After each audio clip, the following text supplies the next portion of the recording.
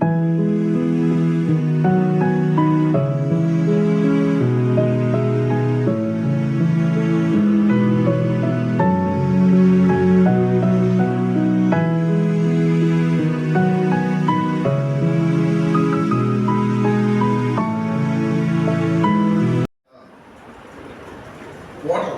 Actual water ఉదకాన్ని కొంచెం శాస్త్రీయ పదంలో వాటర్ నీళ్ళు. వాక్యం నీళ్ళు లాంటిది. నీళ్ళు ఏం చేస్తుందంటే మనకు చిన్న చిన్న డర్ట్ని కూడా పూర్తిగా ఏం చేస్తుందంటే కట్టేస్తాం. చిన్న చిన్న డర్ట్ అంటే ఉదాహరణకి ఇలా ఎట్లా వెళ్తే ఏదో ఒక మరకంటింది, అది వెంటనే ఏం చేస్తాం, కడిగేస్తాం. ఇట్లా ఇలా కడిగేసేది ఏంటంటే వాక్యం. ఎట్లా కడిగిద్దంటే మనం ఆ విషయాన్ని చేసేటప్పుడు ఏదైనా చిన్న విషయం మనకు కలుగుతుంది. చేసినప్పుడు ఇది కరెక్టా కాదా, లేదంటే మన మనసులో నెమ్మది ఉందా లేదా అనే ఆలోచన మనకు వచ్చింది. అంటే మన లోపల తెలియకుండానే అది దేవుడికి ప్రతిఫలం అయితే కనుక వెంటనే మన మనసాక్షి సేవిస్తుంటే ఏంటి నువ్వు ఇలా చేస్తున్నాం, వెంటనే ఏం చేయాలి, మనం పవిత్ర రక్తంలో కడుపుకుంటాం. కానీ విషయం ఏంటంటే వాక్యం అనే పదానికి అర్థం ఏంటంటే ఇక్కడ మోర్ ఎక్నాలజ్మెంట్ అంటే ఏంటి, ఆ పదాన్ని మీరు చేయకుండా లేదా ఆ పని మీరు చేయకుండా మీరు ప్రభు రక్తంలో కడుక్కుంటున్నారు సరే, కానీ తిరిగి మళ్ళీ అది చేయకుండా ఏం జరిగిద్దంటే ఆ ప్లేస్లోకి ఏమొచ్చిందంటే వాక్యం వచ్చి ఆ చిన్న డర్ట్ని తీసేయడం మాత్రమే కాదు, అక్కడ ఆ వాక్యం అనే లైట్ ఉంటుంది. ఒక మాటలో అది ఎట్లా ఉంటుంది అంటే దానివల్ల కలిగిన శుభ్రం ఉంటుంది అక్కడ. ఇలా పూర్తిగా బాడీలో ఉన్న ప్రతి అవయవం కూడా దానికి ఉన్న చిన్న చిన్న మురికిలు కూడా పోతూ ఉంటాయి. మనం చాలాసార్లు చిన్న చిన్న పాపాల్లో పడతాం. అంటే ఎక్కువగా మాట్లాడడం, ఎక్కువగా నవ్వడం, లేదా ఎక్కువగా ఉండడం, ఇట్లా ఇవన్నీ మన మనసాక్షి తప్పులుగా ఎంచబడుతుంటాయి. ఎవరో మనకు చెప్పడం కాదు, మనకే ఎంచబడుతూ ఉంటాయి. వీటన్నిటి విషయంలో ఏంటంటే వాక్యం వచ్చేసి మీకు తెలియకుండానే లోపల ఆ వాక్యం మీకు అడ్డం పడిపోయి ఓకే ఇట్స్ ఓకే, దీన్ని నేను చూసుకుంటా ఇట్లా వాక్యం చెప్తూ ఉంటుంది. మనకు అర్థమవుతుంది. అది అర్థమయ్యి ఆ చక్కటి గైడెన్స్ ఏంటనేది మనకు అర్థం కాదు వాస్తవానికి. అది ఆటోమేటిక్గా అది పనిచేస్తూ ఉంటుంది. ఈ రకమైన ఎక్స్పీరియన్స్ కలిగి ఉండడం అనేది క్రైస్తవ జీవితంలో మిక్కిలి స్వతంత్రం. ఒక్క మాటలో అది ఎలా అంటే మనం చాలాసార్లు మనకు చేతకాని మాటలు అంటే మనకు అర్థం కాని, మనం కుదరని విషయాలు. అంటే నేను ఇక్కడ ఉన్నాను అనుకోండి, ఇంటి దగ్గర ఉండలేను కదా, ఇట్లా అది నాకున్నటువంటి దాన్ని ఏమంటామంటే దానికి ఉన్నటువంటి లిమిటేషన్, నాకున్నటువంటి నేను ఇక్కడ ఉంటే అక్కడ ఉండలేను. బట్ అక్కడ కూడా ఉండాల్సిన సమయం వచ్చింది అనుకో, ఇక్కడ నేను పొరపాటు చేసినాను, యాక్చువల్గా నేను అక్కడే ఉండాల్సి వచ్చింది అనుకోండి. సమంగా నా మనసులో తెలియకుండా ప్రభువుకి అప్పచెప్పారంటే తెలియకుండా ఆయన ఎట్లా చేస్తాడో తెలియదు, మనకి చేస్తాడు. దాన్ని ఎట్లా చేస్తాడో తెలియదు, చేస్తాడు. కొన్నిసార్లు మనం తప్పులు చేస్తాం, కానీ అవతలలో ఆ తప్పులు చూడకుండా చేస్తాడు. ఆయన తప్పులు చేస్తాం, అవతలలో ఆ తప్పులు చూడకుండా చేస్తాడు. అది ఎలా చేస్తాడని మనకు అర్థం కాదు. యాక్చువల్గా ఆయన రాజులో హృదయాలు నీటి కాలువలాగా తిప్పేవాడు ఆయన. మనుషులు దాన్ని చూస్తూనే ఉంటారు, బట్ కానీ అది తప్పని మాత్రం మాట్లాడరు. ఎందుకని మనం తిరిగి ప్రభుకి ఎవరి చేతికి అప్పచెప్పుకుంటాం, ప్రభు దగ్గరికి అప్పచెప్పేసుకుంటాం. ఈ విషయాన్ని అర్థం చేసుకోవాలి. అంటే మిక్కిలి స్వతంత్రతో కూడినటువంటి దేవుడి పరిచర్య అని దాని అర్థం. చిన్న గిల్టీ కూడా దేవుడి యొక్క వాక్యం ద్వారా తీసేయబడటం. ఈ రకమైన స్వతంత్రం కలిగి ఉండడం క్రైస్తవ జీవితంలో చక్కటి విషయం. ఎడతెగ ప్రభుతో సహవాసం చేయడం అనే వైపుగా, రైట్, ఈ సంగతులు అర్థం చేసుకోవాలి. చర్చ్ ఎప్పుడు అర్థం చేసుకుంటుంది. ఎందుకంటే ఆమె చిన్న పొరపాటును కూడా వదిలిపెట్టకుండా ప్రభు సన్నిధిలో పెట్టి దాన్ని కడుక్కోవడానికి ఇష్టపడుతూ ఉంటుంది. ఆమె అట్లాంటి గొప్ప వ్యక్తిత్వం అనుకుంటుంది. మనలో ఆ వ్యక్తిత్వం ఉంటుంది సమిష్టిగా. కాబట్టి ఆ విషయాన్ని మనం అర్థం చేసుకుంటే దాన్ని అనుభవించడం అనేది స్వతంత్రతో కూడిన విషయం, రైట్. మనం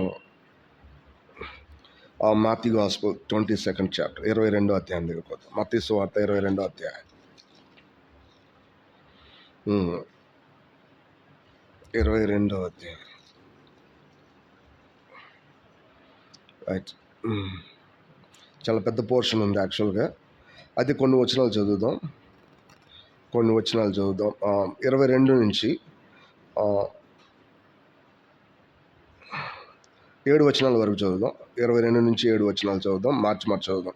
22వ అధ్యాయం 1వ వచనం నుంచి 7 వచనాలు మనం మార్చి చదువుదాం. యేసు వారికి ఉత్తరం ఇచ్చుచు తిరిగి ఉపమాన రీతిగా ఇట్లా నేను పరలోక రాజ్యము తన కుమారుని పెండ్లి విందు చేసిన ఒక రాజును పొంది ఉంది. ఆ పెండ్లి విందుకు పిలువబడిన వారిని రప్పించుటకు అతను తన దాసులను పంపినప్పుడు వారు రానోళ్ళకు పోయిరి. విందు సిద్ధపరుచున్నాను, ఎద్దులను కొవ్విన పశువులను వధింపబడి ఉన్నది, అంతయు సిద్ధంగా ఉన్నది. పెండ్లి విందుకు రండి అని పిలువబడిన వారితో చెప్పుడని వేరే దాసులను పంపిణీ కానీ వారు లక్ష్యం చేయక ఒకడు తన పొలమునకు మరి ఒకటి తన వర్తకమునకు వెళ్ళిరి. తక్కిన వారు అతని దాసుని పట్టుకొని అవమానించపరిచి చంపారు. కాబట్టి రాజు కోపపడి తన దండ్లను పంపి ఆ నరహంతులను సంహరించి వారి పట్టణంను తగలబెట్టించను. రైట్, ఇంకో కొన్ని వచనాలు చదువుదాం ఇక్కడే. దయచేసి 14 వరకు ఉంది పోర్షన్, అది చదివేద్దాం మనం. 14 వరకు చదివేద్దాం. రైట్, 8వ వచనం నేను చదువుతాను. అప్పుడు అతడు పెండ్లి విందు సిద్ధంగా ఉన్నది, కానీ పిలువబడిన వారు పాత్రులు కారు. కనుక రాజమార్గంలో పోయి మీకు కనపడిన వారందరినీ పెండ్లి విందుకు పిలవడని తన దాసులతో చెప్పాను. ఆ దాసులు రాజమార్గంలో పోయి చెడ్డవారినేమి మంచివారినేమి తమ కనపడిన వారందరిని పోగు చేస్తారు. కనుక విందుకు వచ్చిన వారితో ఆ పెండ్లి శాల నిండెను. రాజు కూర్చున్న వారి చూడ లోపలికి వచ్చి అక్కడ పెండ్లి వస్త్రం ధరించుకోనని ఒకరిని చూచి, స్నేహితుడా, పెండ్లి వస్త్రం లేక ఇక్కడికి ఎలాగ వచ్చుతూ అని అడుగుగా వాడు మౌని అయి ఉండెను. అంతటి రాజు వీని కాలు చేతులు కట్టి వెలుపడి చీకట్లను తోసివేడి అక్కడ ఏడుపును పండ్లు కోరుకుటి ఉన్నాను పరిచారకులతో చెప్పాను. కాక పిలువబడిన వారు అనేకులు, ఏర్పరచబడిన వారు కొందరే అని వారు చెప్పాను. సో ఈ పోర్షన్ మనకు చాలా వరకు తెలిసే ఉన్నాం, చాలాసార్లు వెంటనే ఉన్నాం. కానీ 22nd చాప్టర్ 22వ అధ్యాయం బిగినింగ్ ఏంటంటే, యేసు వారికి ఉత్తరం ఇచ్చారని జవాబు చెప్తా తిరిగి ఉపమాన రీతిగా ఇట్లా నేను అంటే దాని అర్థం ఈ పోర్షన్ కూడా పైన జరిగినటువంటి సందర్భాల్లో ఒక మాటలో సమయం ఏం పోలా తర్వాత మాట్లాడాడు అనేం కాదు. ఇది పైన 21వ అధ్యాయంలో చివరి వరకు వచ్చినటువంటి ఆ సంభాషణే 22వ అధ్యాయంలో ఉన్నటువంటి ఈ సంభాషణతో కలిసి ఉంది. యాక్చువల్గా దాన్ని మనం అలా చదవాలి. అందుకని ఆయన వారికి ఉత్తరం ఇచ్చుచు మరొక ఉపమానం చెప్పాడు. ఇది కూడా ఏంటది, ఉపమానమే. యాక్చువల్గా కొన్నిసార్లు ఉపమానాలు ఎట్లుంటాయంటే లాజిక్ భిన్నంగా ఉంటాయి. యాక్చువల్గా లాజిక్ భిన్నంగా అంటే ఉదాహరణకి మనం చూస్తే పైన ఉన్నటువంటి ఉపమానాల్లో కూడా కొన్ని విషయాలు డిఫరెంట్గా ఉంటాయి. వాటిని మనం మాట్లాడుకోకుండా మెల్లగా స్కిప్ చేసి పక్క నుంచి వచ్చేసాం. వాస్తవానికి అవి ఎట్లా ఉంటాయంటే, ఉదాహరణకి గట్టిగా కాంట్రాస్ట్లో చెప్పాలంటే, అంటే భిన్నంగా చెప్పాలంటే ఇట్లా చెప్పాలి. ఒక గృహ నిర్వాహకుడు అతని గురించి రాజుకి నువ్వు సరిగ్గా లేవని చెప్పి లెక్క చెప్పాల్సి వచ్చినప్పుడు, అతడు ఆ గృహ నిర్వాహకుడు తన రాజు దగ్గరికి వెళ్ళడానికి భయపడి ఏం చేశాడు, తన దాసుల దగ్గరికి వచ్చి మీరు ఎంత అప్పున్నారు, 1000 అంటే 500 అని రాసుకోండి, 500 అంటే 200 అని రాసుకోండి అని ఇట్లా రాపిచ్చి తనకున్నటువంటి తన లోపల ఉన్న దాసులతో వాళ్ళతో ఒడంబడిక చేసుకున్నప్పుడు రాజు వచ్చి ఏం చేయాలా, అసలే తప్పు చేసావని చెప్తే మళ్ళీ ఏం చేసావు, ఇప్పుడు మళ్ళీ ఎక్కువ తప్పు చేసావు అనాలి యాక్చువల్గా. కానీ బైబిల్ అటు చెప్పదు. ఏం చెప్పు తెలుసా, ఈ రాజు ఆ గృహ నిర్వాహకుడు యుక్తంగా ప్రవర్తించుడు చూసి అతను ఏం చేశారంట, వదిలిపెట్టేశారంట. ఎవరిని వదిలిపెడతారా ఈ భూమి మీద అట్ట? అసలే తప్పులు లెక్కలు ఉన్నాయి నీ మీద, మళ్ళీ నువ్వు లెక్క చూపించడానికి వచ్చినప్పుడు మరింత ఎక్కువ తప్పు చేసావు. యాక్చువల్గా అది నిజంగా, కానీ ఇది రీజనబుల్. పరలోక రాజ్యానికి సంబంధించి తండ్రి యొక్క హృదయాన్ని అనుసరించి అది రీజనబుల్. ఎందుకంటే ఆయన సహోదరు ప్రేమను చూస్తాడు, సహోదరులతో కలిసి ఉండడం ఏంటనే దాన్ని మాత్రమే చూస్తాడు ఆయన. అట్లా ఎవరితో సంతోషపడుతున్నాడు ఈయన, సహోదరులు సంతోషపడడానికి వాళ్ళతో ఒడంబడిక చేసుకుంటున్నాడు. అటప్పుడు అతను ఏం చేశాడు, ఇతను యుక్తంగా ప్రవర్తించడం చూసి, యుక్తంగా ప్రవర్తించడం అంటే దేవుడు రాజు యొక్క హృదయాన్ని అనుసరించి ప్రవర్తించాడు ఒక మాటలో. సో ఇది రీజనబుల్గా చూస్తే, లాజిక్గా చూస్తే మనకు అసలు సెట్ కాదు ఏమాత్రం కూడా. బైబిల్ ప్రకారం చూస్తేనే అది సెట్ అవుతుంది యాక్చువల్. సో అట్లానే ఉపమానాలు చాలా వరకు అట్లానే ఉంటాయి. ఇప్పుడు చూడు ఉపమానం ఎట్లుందంటే, పరలోక రాజ్యము 2వ వచనం,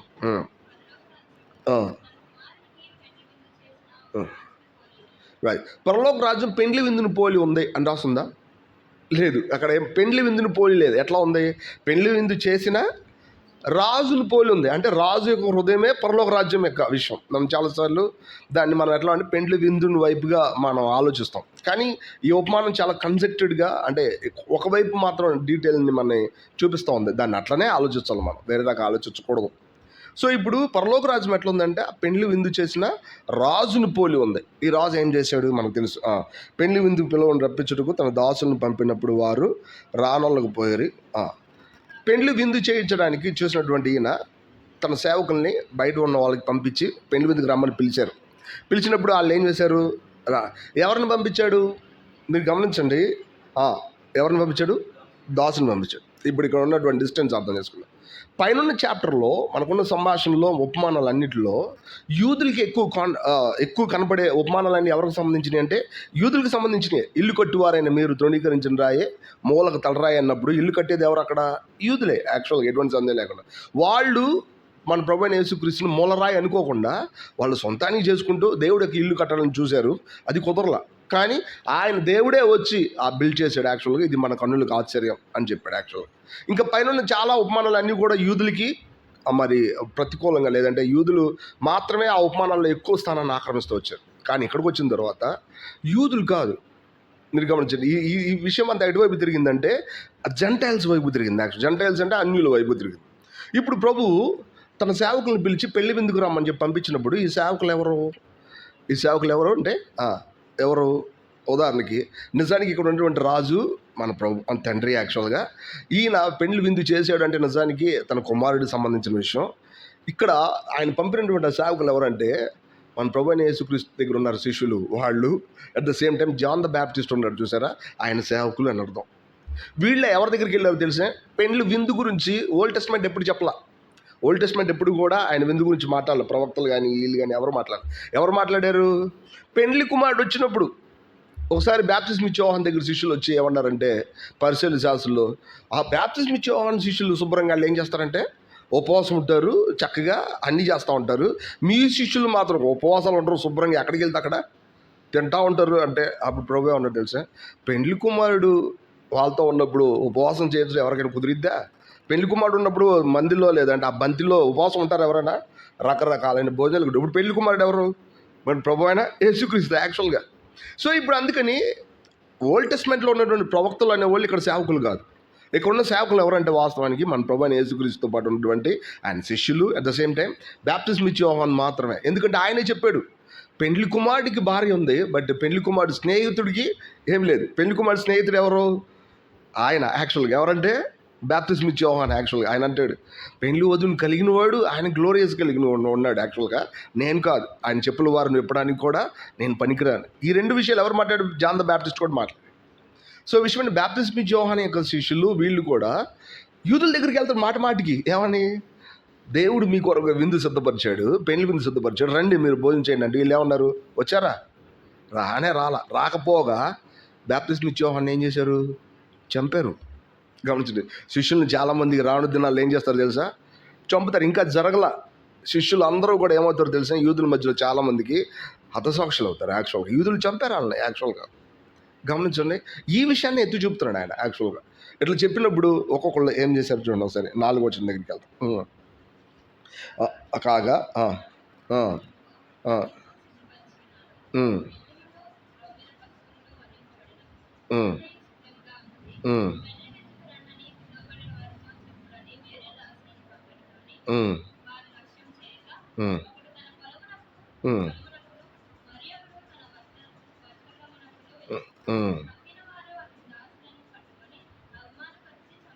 చూసారా, ఇదే జరిగింది. యాక్చువల్గా వీళ్ళు ఎక్కడికి వెళ్ళారు? ఒకడేమో పొలానికి వెళ్ళారు. పొలానికి వెళ్ళడం తప్ప? పొలం దేన్ని చూపించదు తెలుసా? పోషణ గురించి చూపించదు. ఒకడు తను పోషించుకోవడం తప్పు కాదు. వర్తకానికి వెళ్ళాడు. ఒకటి తన వ్యాపారం చేసుకోవడం తప్పు కాదు. బట్ యాక్చువల్గా వీళ్ళిద్దరిని కూడా దేన్ని చూడాలంటే పరలోక రాజ్యం, ఈ రాజ్యం ఎవరి కోసం ఇవ్వబడింది? ఈ ప్రజల కోసం ఇవ్వబడింది. ఈయన సిద్ధపరిచినటువంటి దీని యొక్క ఇంపార్టెన్స్ తెలియక వీళ్ళు ఏం చేస్తారు తెలుసా? దీన్ని పూర్తిగా నెగ్లెక్ట్ చేసి ఒకడేమో తన పోషణకి, ఒకడేమో తన యొక్క వ్యాపారానికి పోయారు. యాక్చువల్గా ఇట్లా చేయడం వలన వాళ్ళు దేన్ని తక్కువ అంచనా వేశారంటే యాక్చువల్గా దైవికమైన పనిని, దైవికమైన విధానాన్ని తక్కువ అంచనా వేశారు. మనం గమనించాలా, మన జీవితంలో చాలాసార్లు ఎవరు మూలంగా సెంటర్ అయి ఉంటారంటే మన యొక్క దేవుడు యాక్చువల్ సెంటర్ అయి ఉంటాడు. అది ఏదైనా కానీ మనం గమనించాలి. అందుకనే న్యూ టెస్ట్మెంట్ బిలీవర్స్ ఎంత తెలివైన వాళ్ళుగా చేయబడ్డారంటే వాళ్ళ జీవితంలో ప్రతి విషయం కూడా ప్రభువుకు చెప్పి ప్రభు వలన కలిగిన విషయాన్ని కోరుకుంటూ ఉంటారు. వీళ్ళు శత్రువు పూర్తిగా సిగ్గుపరచబడతాడు. యాక్చువల్గా ఓల్డ్ టెస్ట్మెంట్ అది కాదు. ప్రభువుని సంతోషపెట్టడం కోసం వీళ్ళే ఏదో చేస్తూ ఉంటారు. కానీ న్యూ టెస్ట్మెంట్లో ప్రభువుని సంతోషపెట్టాలంటే ఏం చేయాలా? వీళ్ళు ప్రభుతో కలిసి బతుకుతూ ఉంటారు. ఏదో చక్కటి విషయం అది. యాక్చువల్గా మన క్రైస్తవ జీవితంలో మనకి ఇది అర్థం చేసుకోగలగాలి. అప్పుడు తెలియకుండానే దైవికమైన విషయాలకి ఎంత ప్లేస్ ఇవ్వాలనేది మనకు అర్థమైపోతూ ఉంటుంది. యాక్చువల్గా లేకపోతే ఏమవుతుందో తెలిసే, దీనికి సెకండరీ ఇస్తాము, ఫస్ట్ ప్లేస్ ఎవరికి ఇస్తామంటే మనకున్న విషయాల వైపు ఫస్ట్ ప్లేస్ ఇస్తాం. అలా ఇచ్చాము అంటే ఉన్నతమైన విషయాన్ని పోగొట్టుకుంటాం. పెళ్ళి అనేది ఏంటో తెలిసే, అక్కడ రాయబడింది. అక్కడ చూడండి, ఆ విషయం ఏంటంటే 4వ వచనమే, నా విందు సిద్ధపరిచి ఉన్నాను, ఎద్దులను కొవ్విన పశువులను వధింపబడినవి, అంతయు సిద్ధంగా ఉంది. దాని అర్థం ఏంటో తెలుసా? ఆ పెళ్లి జరిగించేటటువంటి ఆ విందు జరిపించే ఆ రాజు యొక్క ఫుల్ ఎంజాయ్మెంటు, ఫుల్ రిచెస్, ఆయన ఐశ్వర్యాలన్నీ ఎక్కడ తీసుకొచ్చి పెట్టాడు? ఆ విందులో పెట్టాడు. నిజానికి వీళ్ళు ఏం చేస్తున్నారు? ఆ ఐశ్వర్యాన్ని తక్కువ అంచనా వేస్తున్నారు. యాక్చువల్గా ఇది అసలు విషయం. చాలాసార్లు మన లైఫ్లో ఫస్ట్ ప్లేస్ దేవుడికి ఇవ్వకపోవడం వలన ఏం జరుగుతుంది తెలుసా అండి? ఐశ్వర్యాలు పోగొట్టుకుంటాం. ఏం పోగొట్టుకుంటాం? ఐశ్వర్యాలు. చూడండి, ఫుడ్ తింటాం లేదా? జనరల్గా మనం ప్రతిరోజు ఫుడ్ తింటాం. ఒక ప్రత్యేకమైన ఫుడ్ తినేది ఎప్పుడు? ఒక ప్రత్యేకమైన అకేషన్ అప్పుడే కదా, ప్రత్యేకమైన ఫంక్షన్ అప్పుడే కదా. సో ఈ ప్రత్యేకమైన ఫంక్షన్లో రిచెస్ ఉంటాయి, ఐశ్వర్యాలు ఉంటాయి. యాక్చువల్గా ఈ ఐశ్వర్యాలు పరలోకపు తండ్రి చేస్తా వచ్చినప్పుడు ఖచ్చితంగా వాటిని మనం అర్థం చేసుకుని తీరాలా. లేకపోతే ఏమవుతామంటే అది మిస్ అవుతాం. ఐశ్వర్యం పోయిందంటే ఎటువంటో తెలిసే, విశ్వాస జీవితంలో రొటీన్ లైఫ్ ఉంటుంది. రొటీన్ లైఫ్ ఉంది అంటే వాళ్ళు ఎలా ఉంటారంటే లోకంలో ఎదగడానికి ప్రయత్నం చేస్తారు. లోకంలో ఎదగడానికి దేవుడు మనం చేయలా, దేవుళ్ళో ఎదగడానికి దేవుడు మనల్ని పిలిచాడు. ఈ సంగతి మనకు అర్థం అవ్వాలి. దేవుళ్ళో మనం ఎదిగామంటే లోకం మనల్ని ఏం విడిచిపెట్టి వెళ్ళిపోలా. బట్ కానీ లోకం కాకుండా ఫస్ట్ ప్లేస్ ఎవరికి ఇస్తాము? దేవుడికి ఇస్తాం. ఇట్లా లోకం మన చేతిలో ఓడిపోతూ ఉంటుంది. అబ్రహాం తను చచ్చిపోయినప్పుడు నిండు ముసలితనం ఉన్నప్పుడు ఆయన ఎంత ఐశ్వర్యవంతుడో తెలిసే. ఆయన దగ్గర చాలా ఐశ్వర్యం ఉంది. యాక్చువల్గా ఆయన గొర్రెలు కానీ, ఆయన మేకలు కానీ, అక్కడ ఉన్న పనోళ్ళు కానీ లెక్కే లేనంత గొప్పోళ్ళు అయిపోయారు వాళ్ళు. యాక్చువల్గా గమనించండి, అట్లా చేసినప్పుడు ఆయన చాలా బీదగా అయ్యాడా? అవ్వలేదు కదా. అతన్ని అలా ఐశ్వర్యవంతుని చేసింది ఎవరు? దేవుడే. అబ్రహామే అంటాడు యుద్ధం చేసి బయటకు వచ్చేటప్పుడు, అబ్రహాము నేనే ఐశ్వర్యవంతుడు చేశాను, నువ్వు చెప్పకుండా నిమిత్తం నీ దగ్గర నుంచి నేను కొంచెం కూడా తీసుకోను. ఇది దాని అర్థం. అబ్రహాం దేనికి అటెండ్ అవుతున్నాడంటే విందుకు అటెండ్ అవుతాడు. యాక్చువల్గా అది దాని అర్థం. మన లైఫ్లో కూడా దైవికమైన ఐశ్వర్యాల కోసం మనం వేగిరపడే వాళ్ళం అయితే కనుక రొటీన్ లైఫ్లో ఉన్నటువంటి ఆ స్పైక్స్ని అంటే దేవుడి ముందు ఉన్నటువంటి ఆ చక్కటి ఐశ్వర్యాలని లేదా ఆ చక్కటి సంతోషాన్ని పోగొట్టుకోం. యాక్చువల్గా చాలాసార్లు వచ్చిన కష్టం ఇదే. యూదులు ఏం చేశారు తెలిసే? చాలా రొటీన్గా ఏముంది పెద్ద కష్టమేం కాదు, ఇట్లా ఇవన్నీ మేము ఎప్పటి నుంచో చూస్తూనే ఉన్నాం, ఎద్దుల్ని చూస్తాం, కొవ్విని దూడల్ని చూస్తూనే ఉన్నాం యాక్చువల్గా అని అనుకున్నారు. పరలోక రాజ్యం ఎట్టుంది అనేది వాళ్ళు అంచనా వేయలేకపోయారు. That is a problem. Right, గమనించండి. దాని అర్థం ఏంటంటే ఫస్ట్ ప్లేస్ ఇవ్వాలనుకున్నాడు ఆయన, వీళ్ళు ఖచ్చితంగా ఫస్ట్ ప్లేస్ని తృణీకరించారు. అది దాని అర్థం. సరే, 6వ వచనం 7వ వచనం చదువుతాం.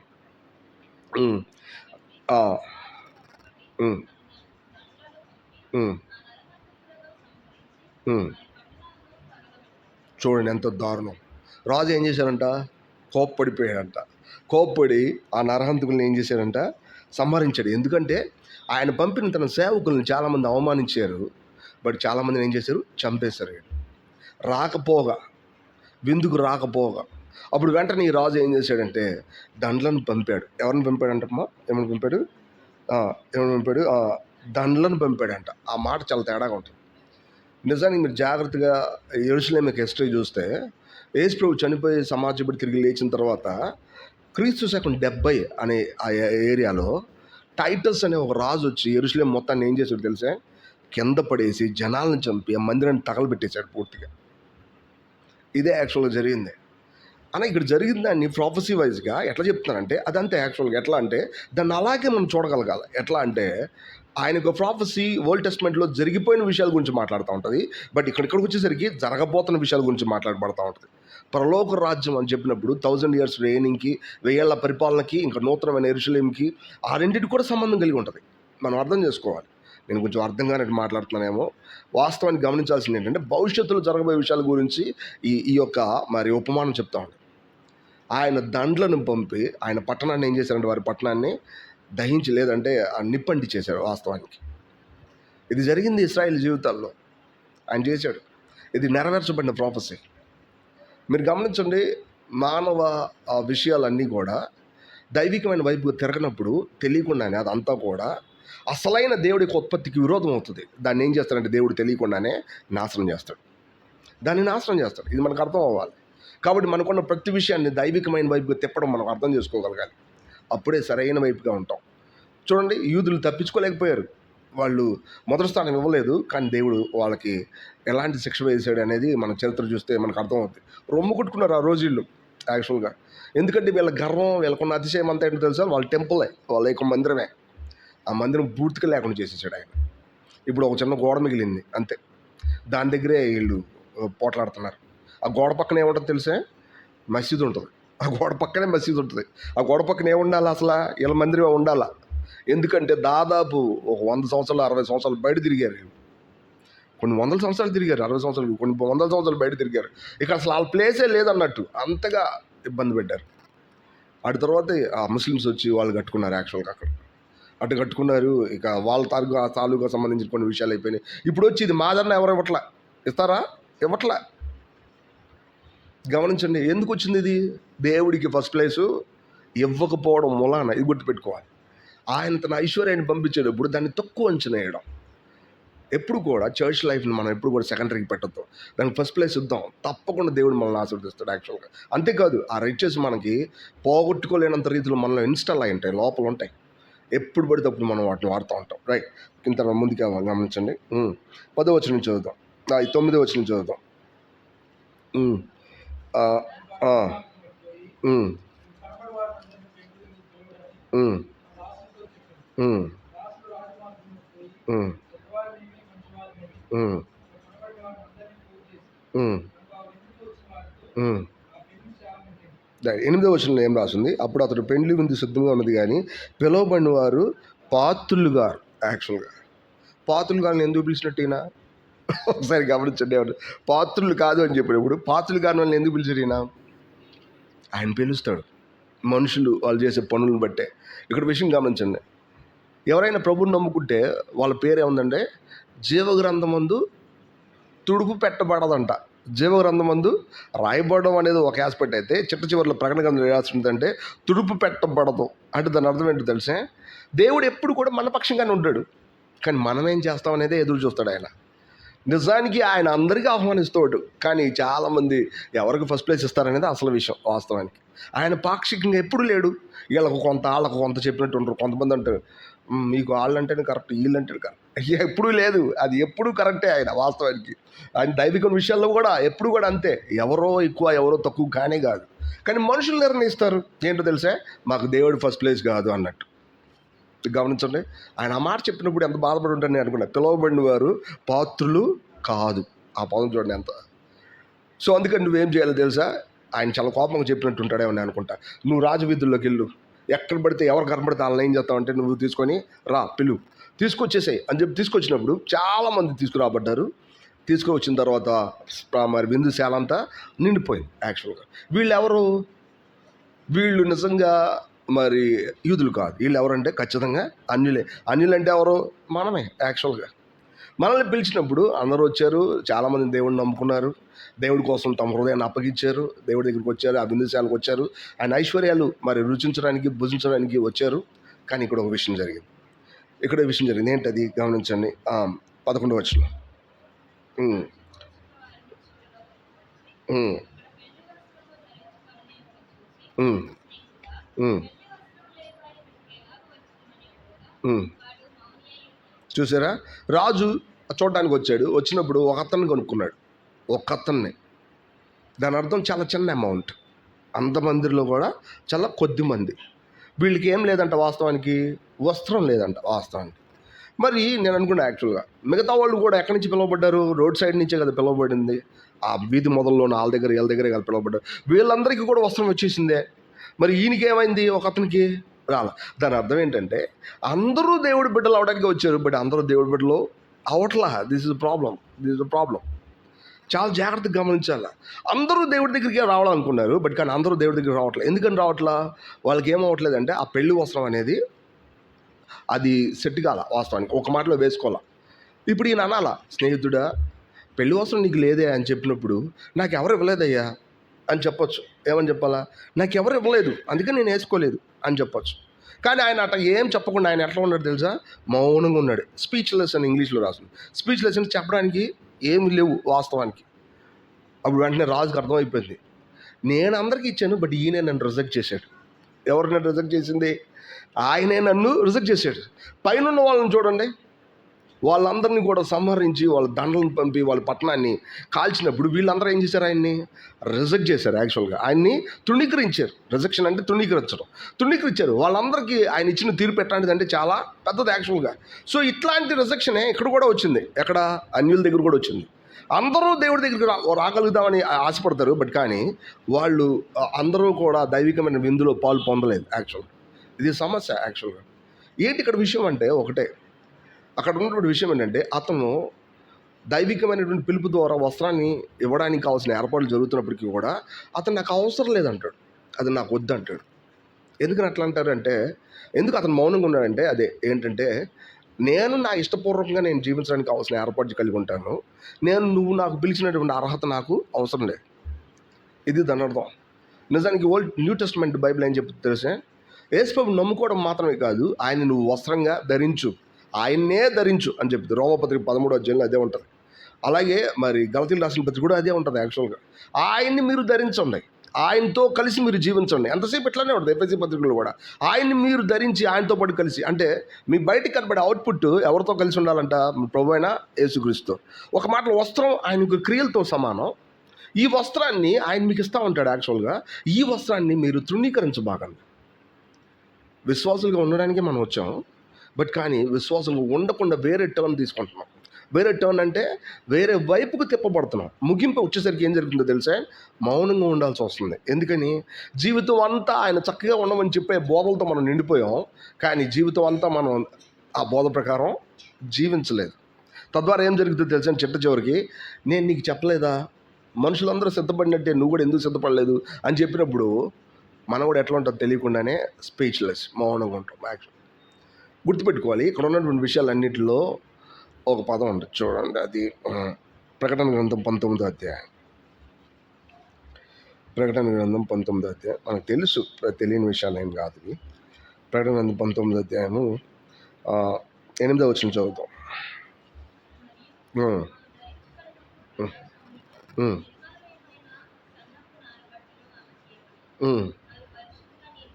చూసారా? మరియు ఆమె ధరించుకోవడానికి ఒక చక్కటి సన్నని నారబట్టలు ఆమెకి ఇవ్వబడెను. అవి పరిశుద్ధుల నీతి క్రియలు. అవి ఎట్లున్నాయంటే ప్రకాశములను నిర్మలములై ఉన్నాయి. అంటే అవి ప్రకాశిస్తున్నాయి అంటే మెరుస్తున్నాయి.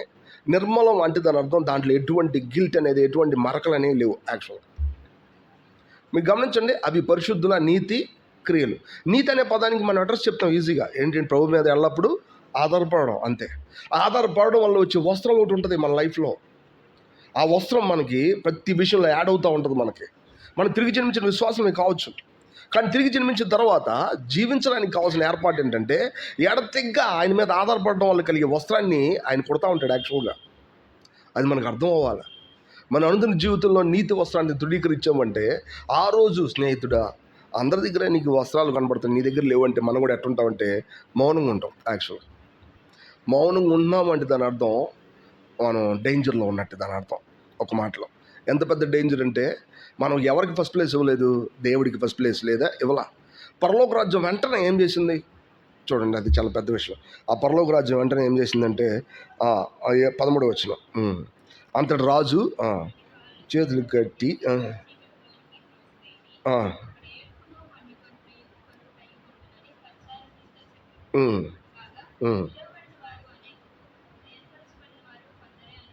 చూసారా? పరలోక రాజ్యం ఎప్పుడూ కూడా అది తూకం వేస్తూ ఉంటుంది. ఎట్లాంటి తూకం అంటే పిలువబడిన వాళ్ళు అందరూ ఉన్నారు, బట్ ఏర్పరచబడిన వాళ్ళు ఎందరా అని చెప్పి తూకం వేస్తూ ఉంటుంది ఎంతసేపు. ఆ తూకం వేసేటప్పుడు ఆ నీతి వస్త్రాన్ని తన జీవితంలో జీవించడానికి కావాల్సినటువంటి ఇష్టపూర్వకమైనటువంటి తీర్మానం, నిర్ణయం, జీవితం లేకపోతే కనుక వెంటనే ఆ రాజు ఏం చేశాడు? వీళ్ళు కాళ్ళు చేతులు కట్టి ఎక్కడ పోయాడంట? వెలుపుడు చీకట్లో పడేయండి. నరకంలో వెలుపుడు చీకటి ఉండదు. నరకం ఎప్పుడు ఎట్లా ఉంటుంది తెలుసా? వెలుగుతూ ఉంటుంది. దేంతో? మంటతో, అగ్నితో వెలుగుతూ ఉంటుంది. దాన్ని వెలుపుడు చీకటి అనకూడదు యాక్చువల్గా. కానీ దానికంటే ముందు ఒకటి ఉంటుంది, దాని లాంటిది. అది చీకట్లో ఉంటుంది యాక్చువల్, వెలుపుడు చీకట్లో. దాంట్లో పడతారు ఎవరు? ఇల్లు బిలీవర్సే. ఎవరు తెలుసా? బిలీవర్సే. విజయవంతంగా నీతియుక్తమైన జీవితాన్ని జీవించలేకపోతే మనం ఎవరైనా సరే వాస్తవానికి ఎక్కడ అటెండ్ అవుతాం తెలుసా? అక్కడ అటెండ్ అవుతాం. యూదుల మీద ఆయన కోపం చూపించినప్పుడు ఆయనకి ఫస్ట్ ప్లేస్ ఇవ్వనటువంటి అన్యుల మీద ఆయన ఎటువంటి తీర్పు తీర్చడానికి మనం అనుకోవడానికి లేదు యాక్చువల్గా. భూమి అంతా ఆయనదే, మన జీవితం అంతా ఆయనదే. దానికోసం ఆయన కొవ్విన దూడల్ని, ఎద్దుల్ని ఆయన ఏర్పాటు చేసాడు. అంటే దాని అర్థం మిక్కిలి బలాన్ని ఉపయోగించి ఆయన తన సంతోషాన్ని మనకి ఇచ్చాడని అర్థం. ఎద్దులు, కొవ్విన దూడలు అనే పదానికి అర్థం ఏంటంటే పరిపూర్ణమైన తన బలాన్ని ఉపయోగించి పరిపూర్ణమైన తన ప్రేమను మనకి ఇచ్చాడు అని దాని అర్థం. ఫస్ట్ ప్లేస్ మనకి ఇచ్చాడని, తన కుమారుడైన యేసుక్రీస్తులో పరిపూర్ణమైన బలాన్ని ఉపయోగించి సిలువలో మన కోసం ప్రతిదీ చేసి ముగించాడు యాక్చువల్గా. దాన్ని చేసినప్పుడు ఆయనలో ఉన్నటువంటి ప్రతి రిచెస్, ఐశ్వర్యాలు మనం సంతోషపడడానికి కావాల్సిన విధానంలో కళ్ళ ముందు ఏర్పాటు చేయబడినాయి. దేవుడు ఎప్పుడూ కూడా మనుషుల ముందు తను అలా పరుచుకొని చూపించుకోవాలి. ప్రభువైన యేసుక్రీస్తులో మాత్రమే అట్లా చేశాడు యాక్చువల్గా. చూడండి, ఆయన తాను ఈ భూమి మీదకి తగ్గించుకొని ఈ లోకం మీదకి వచ్చి తాను పరుచుకున్నప్పుడు చాలామంది ఏం చేస్తూ ఉంటారు యాక్చువల్గా అంటే ఆయన తక్కువ అంచనా వేస్తాం. ఓ పాట పాడారండి మన మధ్యలో, ఎవరో తెలుసా. నిజానికి ఆ పాట పాడకూడదు మనం, ఈయనే దేవుడు అని పాడాలి యాక్చువల్గా కదా. ఈయన తెలుసుకోకపోతే లేదన్నాడు. నిజానికి మనుషుల ముందు ఆయన ఎంత తగ్గిపోయాడు చూడండి. ఎవరో తెలుసా ఏసే అంటే ఎవరో కూడా తెలియలేనంత రీతిలో అయిపోయింది యాక్చువల్గా. నిజానికి ఈ లోకం ఎవరిది? ఆయనది. ఈయనే అసలు ఆయన అని చెప్పి పాడాలి యాక్చువల్గా. నీ కళ్ళు మూసిపోయినాయి, ఈయనే అసలు ఆయన అని చెప్పాలి గట్టిగా. కానీ ఇక్కడ చెప్పడానికి లేదు. ఇప్పుడు అయితే ఎవరో తెలుసా ఆయన ఇంట్రడ్యూస్ చేసుకోవాలి. ఎందుకో తెలిసే, ఆయన తాను అంతగా పలసం చేసుకున్నాడు యాక్చువల్గా.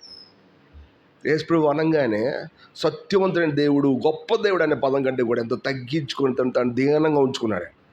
నిజమే, ఆయన తను ఎంతో దీనంగా ఉంచుకున్నాడు. హెబ్రీయులకు రాసిన పత్రికలో పౌలు అంటాడు, దేవుని కుమారుని కాలుతో తొక్కి పరిశుద్ధపరచడానికి సాధనంగా ఉన్న ఆయన రక్తాన్ని మీరు కాలుతో తొక్కుంటూ వెళ్ళి ఆయన అవమానిస్తే అలాంటి వాళ్ళు ఎంత ఎక్కువ దండనకు పాత్రలు అవుతారు మీరే చెప్పండి. పౌలు అంత పెద్దగా ఎందుకు చేశాడంటే, ఫస్ట్ ప్లేస్ ఎవరికి ఇవ్వట్లేదు, వాళ్ళు దేవుడికి ఇవ్వట్లేదు ఫస్ట్ ప్లేసు. వాళ్ళు లోకంలో ఉన్న ఆచారాలకి, తమ సొంత విషయాలకి ఫస్ట్ ప్లేస్ ఇస్తూ ఉన్నారు. అట్లా ఇచ్చేటప్పుడు తండ్రి మనకెవరికి ఇచ్చాడు? ఫస్ట్ ప్లేస్ మనకి ఇచ్చాడు యాక్చువల్. అందుకనే దేవుడు లోకాన్ని ఎంతో ప్రేమించాడు, ఆయనలో ఉన్న కొంత ఇచ్చాడు అని రాసిలే. దేవుడు లోకాన్ని ఎంతో ప్రేమించాడు, తనలో తాను ఈ భూమి మీదకి ఏం చేశాడు? పరిపూర్ణంగా ఇచ్చుకున్నాడు యాక్చువల్గా. ఆయన ఇప్పుడు ఇచ్చుకోవడానికి ఏం లేదు ఇంకెక్కడ. ఎన్నో ఉపమానాలు ఉంటాయి. ఆ వర్తకుడు ఆ వజ్రాన్ని చూసినప్పుడు తనకున్నదంతా అమ్మి ఏం చేశాడు? ఆ ముత్యాన్ని కొన్నాడు, ఉన్నదంతా అమ్మేశాడు. అది ఫస్ట్ ప్లేస్ ఇవ్వడం అని అర్థం. మన జీవితాల్లో ఫస్ట్ ప్లేస్. శత్రువు ఊరికనే మోసం చేస్తాడు. అంతా దేవుడికి ఇస్తే ఇంక నీకేముంటుంది? నీకు అర్థం కావట్లే, ఆయన ఏంటో నీకు అర్థం కావట్లే యాక్చువల్. అంతా ఆయనలో ఉండడం నీకు మేలు యాక్చువల్గా. నీకున్నదాన్ని దేన్ని కూడా ఆయన నీ మహిమను ఎన్నడూ తీసేయలేదు ఆయన. నీ లైఫ్లో ఉన్నప్పుడు ఏ విషయాన్ని కూడా ఆయన నెగిటివ్ వైపుకి ఎప్పుడు తిప్పలేదు ఆయన. దాన్ని ఇంక్రీజ్ చేయడానికి కావాల్సిన ఏర్పాటు అదంతా. ఆయన చెప్పలేదా, నా నిమిత్తం పోగొట్టుకున్న ప్రతి ఒక్కడు కూడా 10 రెట్లు ఈ భూమి మీదే ఫలం పొందుతాడు. There is no doubt at all. ఎవరైనా తను పోగొట్టుకుంటే నా నిమిత్తం తను ఏం చేస్తాడు? కాపాడుకుంటాడు. ఇది కాదు టెంపరో. ఎత్తేసే బ్యాంకులో మనం ఎవరం కూడా డబ్బులు దాచిపెట్టాం. అతను ఈ లోకంలో మనం ఫస్ట్ ప్లేస్ కాదు, నెక్స్ట్ 1000 సంవత్సరాలు నిలకడగా ఉండే రాజ్యం రాబోతుంది. అందులో మనం ఎట్లా ఉంటామో తెలిసే, నిలకడైనటువంటి చక్కటి ఆ ఐశ్వర్యాలు కలిగి ఉంటాం. మనం దాన్ని కాపాడుకోవాల్సిన అవసరం లేదు, అది ఎక్కడికి పోదు, అక్కడే ఉంటుంది. మన జీవితంలో ఫస్ట్ ప్లేస్ ప్రభుకి ఇవ్వడం అర్థం చేసుకోగలిగితే, ఐశ్వర్యం అనే పదానికి అర్థం ఒకటే, మన సొంత ప్రాణం. ఏంటది? ఒకడు తన ప్రాణానికి ప్రతిగా ఏమి ఇవ్వగలడు? ఈ భూమి మీదే అత్యంత విలువైనది ఏంటో తెలిసే, మన సెల్ఫ్, మన స్వయం. ఇది కనుక టర్న్ అయితే దేవుడికి ఇంకా ఏం లేదు, అన్నీ దేవుడికే ఇవ్వగలుగుతాం మనం యాక్చువల్గా. అది పెద్ద విషయమే కాదు. సంగతి ఒకటే, మన స్వయం అనేది అది ఎంతో వాల్యుబుల్ అని మనకు అర్థమైనందున ఆమెలాగా అచ్చచడామాంస అత్తరబుడ్డిని పగలగొడితే ఏమవుద్ది? ఇంక దేనికి పనికిరాదు అది. ఆ ఒక్కసారికే పనికొచ్చింది, తర్వాత పనికిరాదు. ఇక మనం ఆయనకు మాత్రమే పనికొచ్చేలా మన వ్యక్తిత్వాన్ని ఆయన కోసం దారిపోయాం. ఎందుకంటే వీ డిడ్ నాట్, మనం సరిగ్గా అర్థం చేసుకోలేదు యాక్చువల్గా. అది సమస్య. ఫస్ట్ ప్లేస్ ఏంటనే. సో ఇలాంటి వాళ్ళని దేవుడు ఏం చేశాడు? పూర్తిగా నరకంలో పడేసాడా? నరకంలో పడేలా. అతను ఏం చేసాడు తెలిసే, అతనికి శిక్షణ పొందేలాగా, అతనికి పూర్తిగా ఆ వెలుపడి చీకట్లో శిక్షణ పొందిన తర్వాత అతను స్వీకరిస్తాడు. తర్వాత అతనికి ఏమొచ్చిందంటే ఆ వస్త్రం తిరిగి వచ్చేసింది. మీరు గమనించండి, ఒకే అగ్ని ఒకడికి తీర్పు తెరచబడుతుంది, ఇంకొకటి సరిచేయబడతా ఉంటుంది. ఒకడు ఏం చేస్తాడంటే తీర్పు తెరచబడింది, ఇంకొకడు ఏం చేస్తాడు తెలుసా? ఆ అగ్ని చేత సరిచేయబడతా ఉంటాడు. మన లైఫ్ కూడా అంతే. ఇక్కడ ఉన్నటువంటి జీవితంలో ప్రభువుకు పూర్తిగా అప్పచెప్పుకోకపోతే అగ్ని మనల్ని ఏం చేసిద్ది? సరిచేసిద్ది. ఎక్కడ? ఆ వెలుపడి చీకట్లో. ఇది మర్చిపోకూడదు మనం ఎప్పుడూ కూడా. అలా ఉండడం మంచిదే. మనకి చిన్న నిప్పు తగిలితే చాలు, ఏమవుద్దు? మనకి కష్టమవుతుంది కదా వాస్తవానికి. మన నిప్పు వెంటనే మన కళ్ళ ముందు వాళ్ళని ఏం చేయాలి అర్థం కాదు. ఎవరి వల్ల అయితే వెంటనే కోపం వచ్చేసింది మనకి. ఎవరో నీకు నిప్పు పెట్టట్లా, నీకు నువ్వే ఏం చేసుకుని తెలిసి నిప్పు పెట్టుకోండి. ఎవరో నీకు నిప్పు పెట్టట్లా, నువ్వే దేవుడికి అప్పచెప్పుకోకుండా నీకు నువ్వే నిప్పు పెట్టుకోండి. యాక్చువల్ గుర్తుపెట్టుకోవాలి. ఈ భూమి మీద మనం చెప్పడానికి చాలా సాకులు ఉంటాయి. నీ మూలనే టైప్ అయ్యా. మనం అంటాం యాక్చువల్గా ఎవరి మూలాన్ని ఎవరు యాక్చువల్గా మన మూలాన్ని మనమే అవుతాం. ఇది గుర్తుపెట్టుకోవాలి.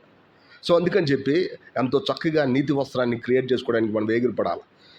మనల్ని దేవుడు అట్టనే చేశాడు. పాపం నుండి విమోచించి మనల్ని ఏం చేశాడు? నీతికి దాసుని చేశాడు. మనం అట్టనే బతకొచ్చు యాక్చువల్గా.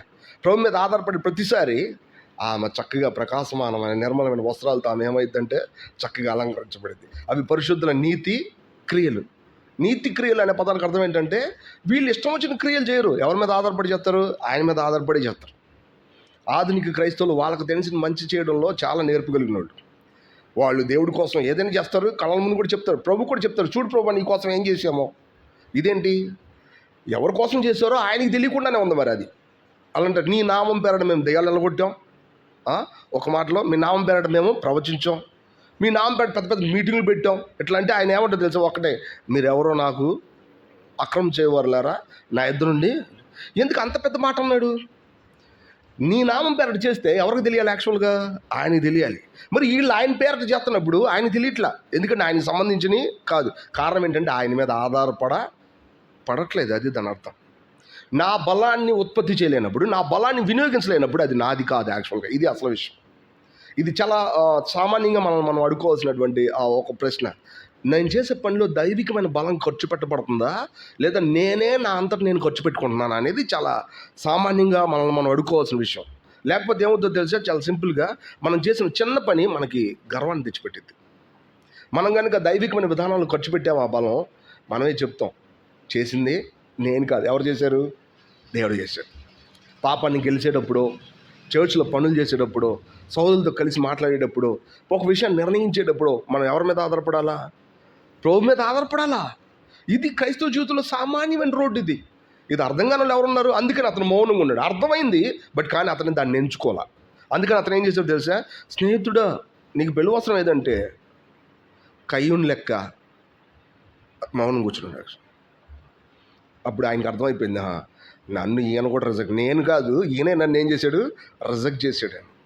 అందుకని చెప్పి ఆ దండలను పంపి వాళ్ళు సంహరించినట్టు కాదు, వీళ్ళని ఏం చేశాడు తెలుసా? ఇతనికి అర్థమయ్యేలాగా వెలుపడి చీకట్లో ఇతన్ని క్రమశిక్షణలో చేశాడు. This is most important. మన లైఫ్లో ఇది అర్థం చేసుకోవాలా. పరలోక రాజ్యానికి సంబంధించి, 1000 ఏళ్ల పరిపాలన సంబంధించి ఈ విషయం పోగొట్టుకోకూడదు. 1000 ఏళ్ల పరిపాలన విజయవంతమైన క్రైస్తవులకి బహుమానం. అదే విజయవంతం కాని వాళ్ళకి క్రమశిక్షణ, డిసిప్లిన్. మనం దేంట్లో ఉంటాం? డిసిప్లిన్లో ఉంటామా, బహుమానంలో ఉంటామా? ఈరోజు మనం నిర్ణయించింది. ప్రభు మీద ఆధారపడతామా ప్రతిదానికి? ఖచ్చితంగా నువ్వు ఎక్కడున్నావు? నీతి వస్త్రం కొట్టబడతా ఉంది, ఖచ్చితంగా నువ్వు ఎక్కడుంటావు? 1000 ఏళ్ల పరిపాలనలో ఉంటావు. ఇదే అసలైన ఎవిడెన్స్. నాకేం తెలియదు అని అనుకోవద్దు. యాక్చువల్గా ఇది అప్పుడు ఏం జరుగుతుంది ఎవరో తెలుసు అని అనొద్దు. ఇప్పుడే నువ్వు దేవుడి మీద ఆధారపడుతున్నప్పుడు ఖర్చు పెట్టబడుతున్న దేవుడి యొక్క బలం చెప్పేది ఏంటంటే నువ్వు ఎక్కడున్నావో తెలుసా? దేవుడితో పాటు 1000 ఏళ్ల పరిపాలనలో నువ్వు ఉన్నావు. ఇప్పుడే దేవుడి కోసం చేస్తున్న ప్రతి పనిలో దేవుడు లేకుండా నీ సొంతం ఖర్చు పెట్టుకుంటున్నావా? తెలియకుండా ఆయన ఒకరోజు ఏమంటాడు తెలుసా? అక్రమం చేయవాళ్ళని నువ్వు నాకు తెలియదు అంటాడు యాక్చువల్గా. కాబట్టి మనలో కార్యసాధకమయ్యే దేవుడి యొక్క బలాన్ని ఖర్చు పెట్టడానికి మనం ఎగిరిపడాలా. అసలు నిజంగా ఎవరు ఖర్చు పెడుతున్నారు బలాన్ని అని అనాలా. ఆధునిక క్రైస్తవులు బోధల విషయంలో ఆశపడిపోతూ ఉంటారు. ఓకే, ఆ స్టేజ్లో మనం ఉండాలి, అక్కడ మనం ఉండాలి, ఏదో చెప్పాలి. నేను చాలామంది చూసాను సేవకుల మీటింగ్లు వీటిలో ఎందుకు అంత వేగిరపడుతున్నారు? ఆడికి వెళ్ళి సరిగ్గా లేకపోతే దేవుడి దగ్గర నుంచి ఏమొచ్చిందో తెలుసా? అక్కడికి వెళ్ళి తగిన కాలం ముందు తగిన ఫలాన్ని పెట్టకుండా ఏది పుడితే అది మాట్లాడితే దానివల్ల వచ్చే కష్టం ఏంటో తెలుసా అండి? అసలు యాకోబు అనలేదా? బోధకులకి 500 అన్నా చేసేది ఏం లేదు, ఏదో 200 తీర్పు ఉందంట. యాక్చువల్గా వీళ్ళందరూ దాని నుంచి తప్పించుకోలేరు యాక్చువల్గా. అప్పుడు వీళ్ళు ఏం చేయాలా? మరి ఎక్కువగా దేవుడి మీద ఏం చేయాలంటే ఆధారపడాలా. అప్పుడు వీళ్ళకి బహుమానం వచ్చింది. కానీ ఆధునిక బోధకులు ఏం జరుగుతుందో తెలుసా?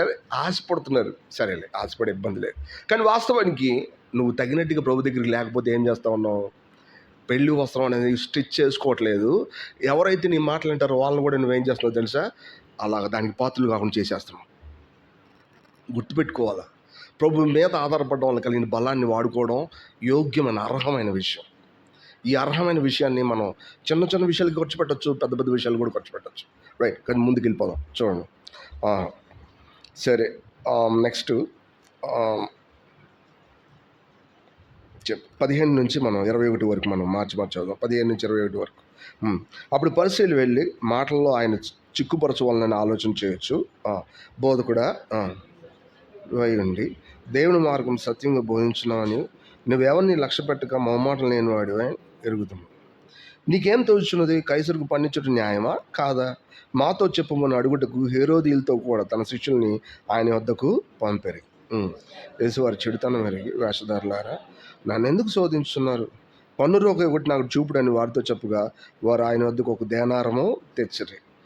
అప్పుడు ఆయన పైవ్రాతయు ఎవరేమని వారిని అడుగుగా వారు కైసరు అన్నారు. అందుకు ఆయన అలాగైతే కైసరువి కైసరుకును దేవునికి చెల్లించిన వారితో చెప్పాను.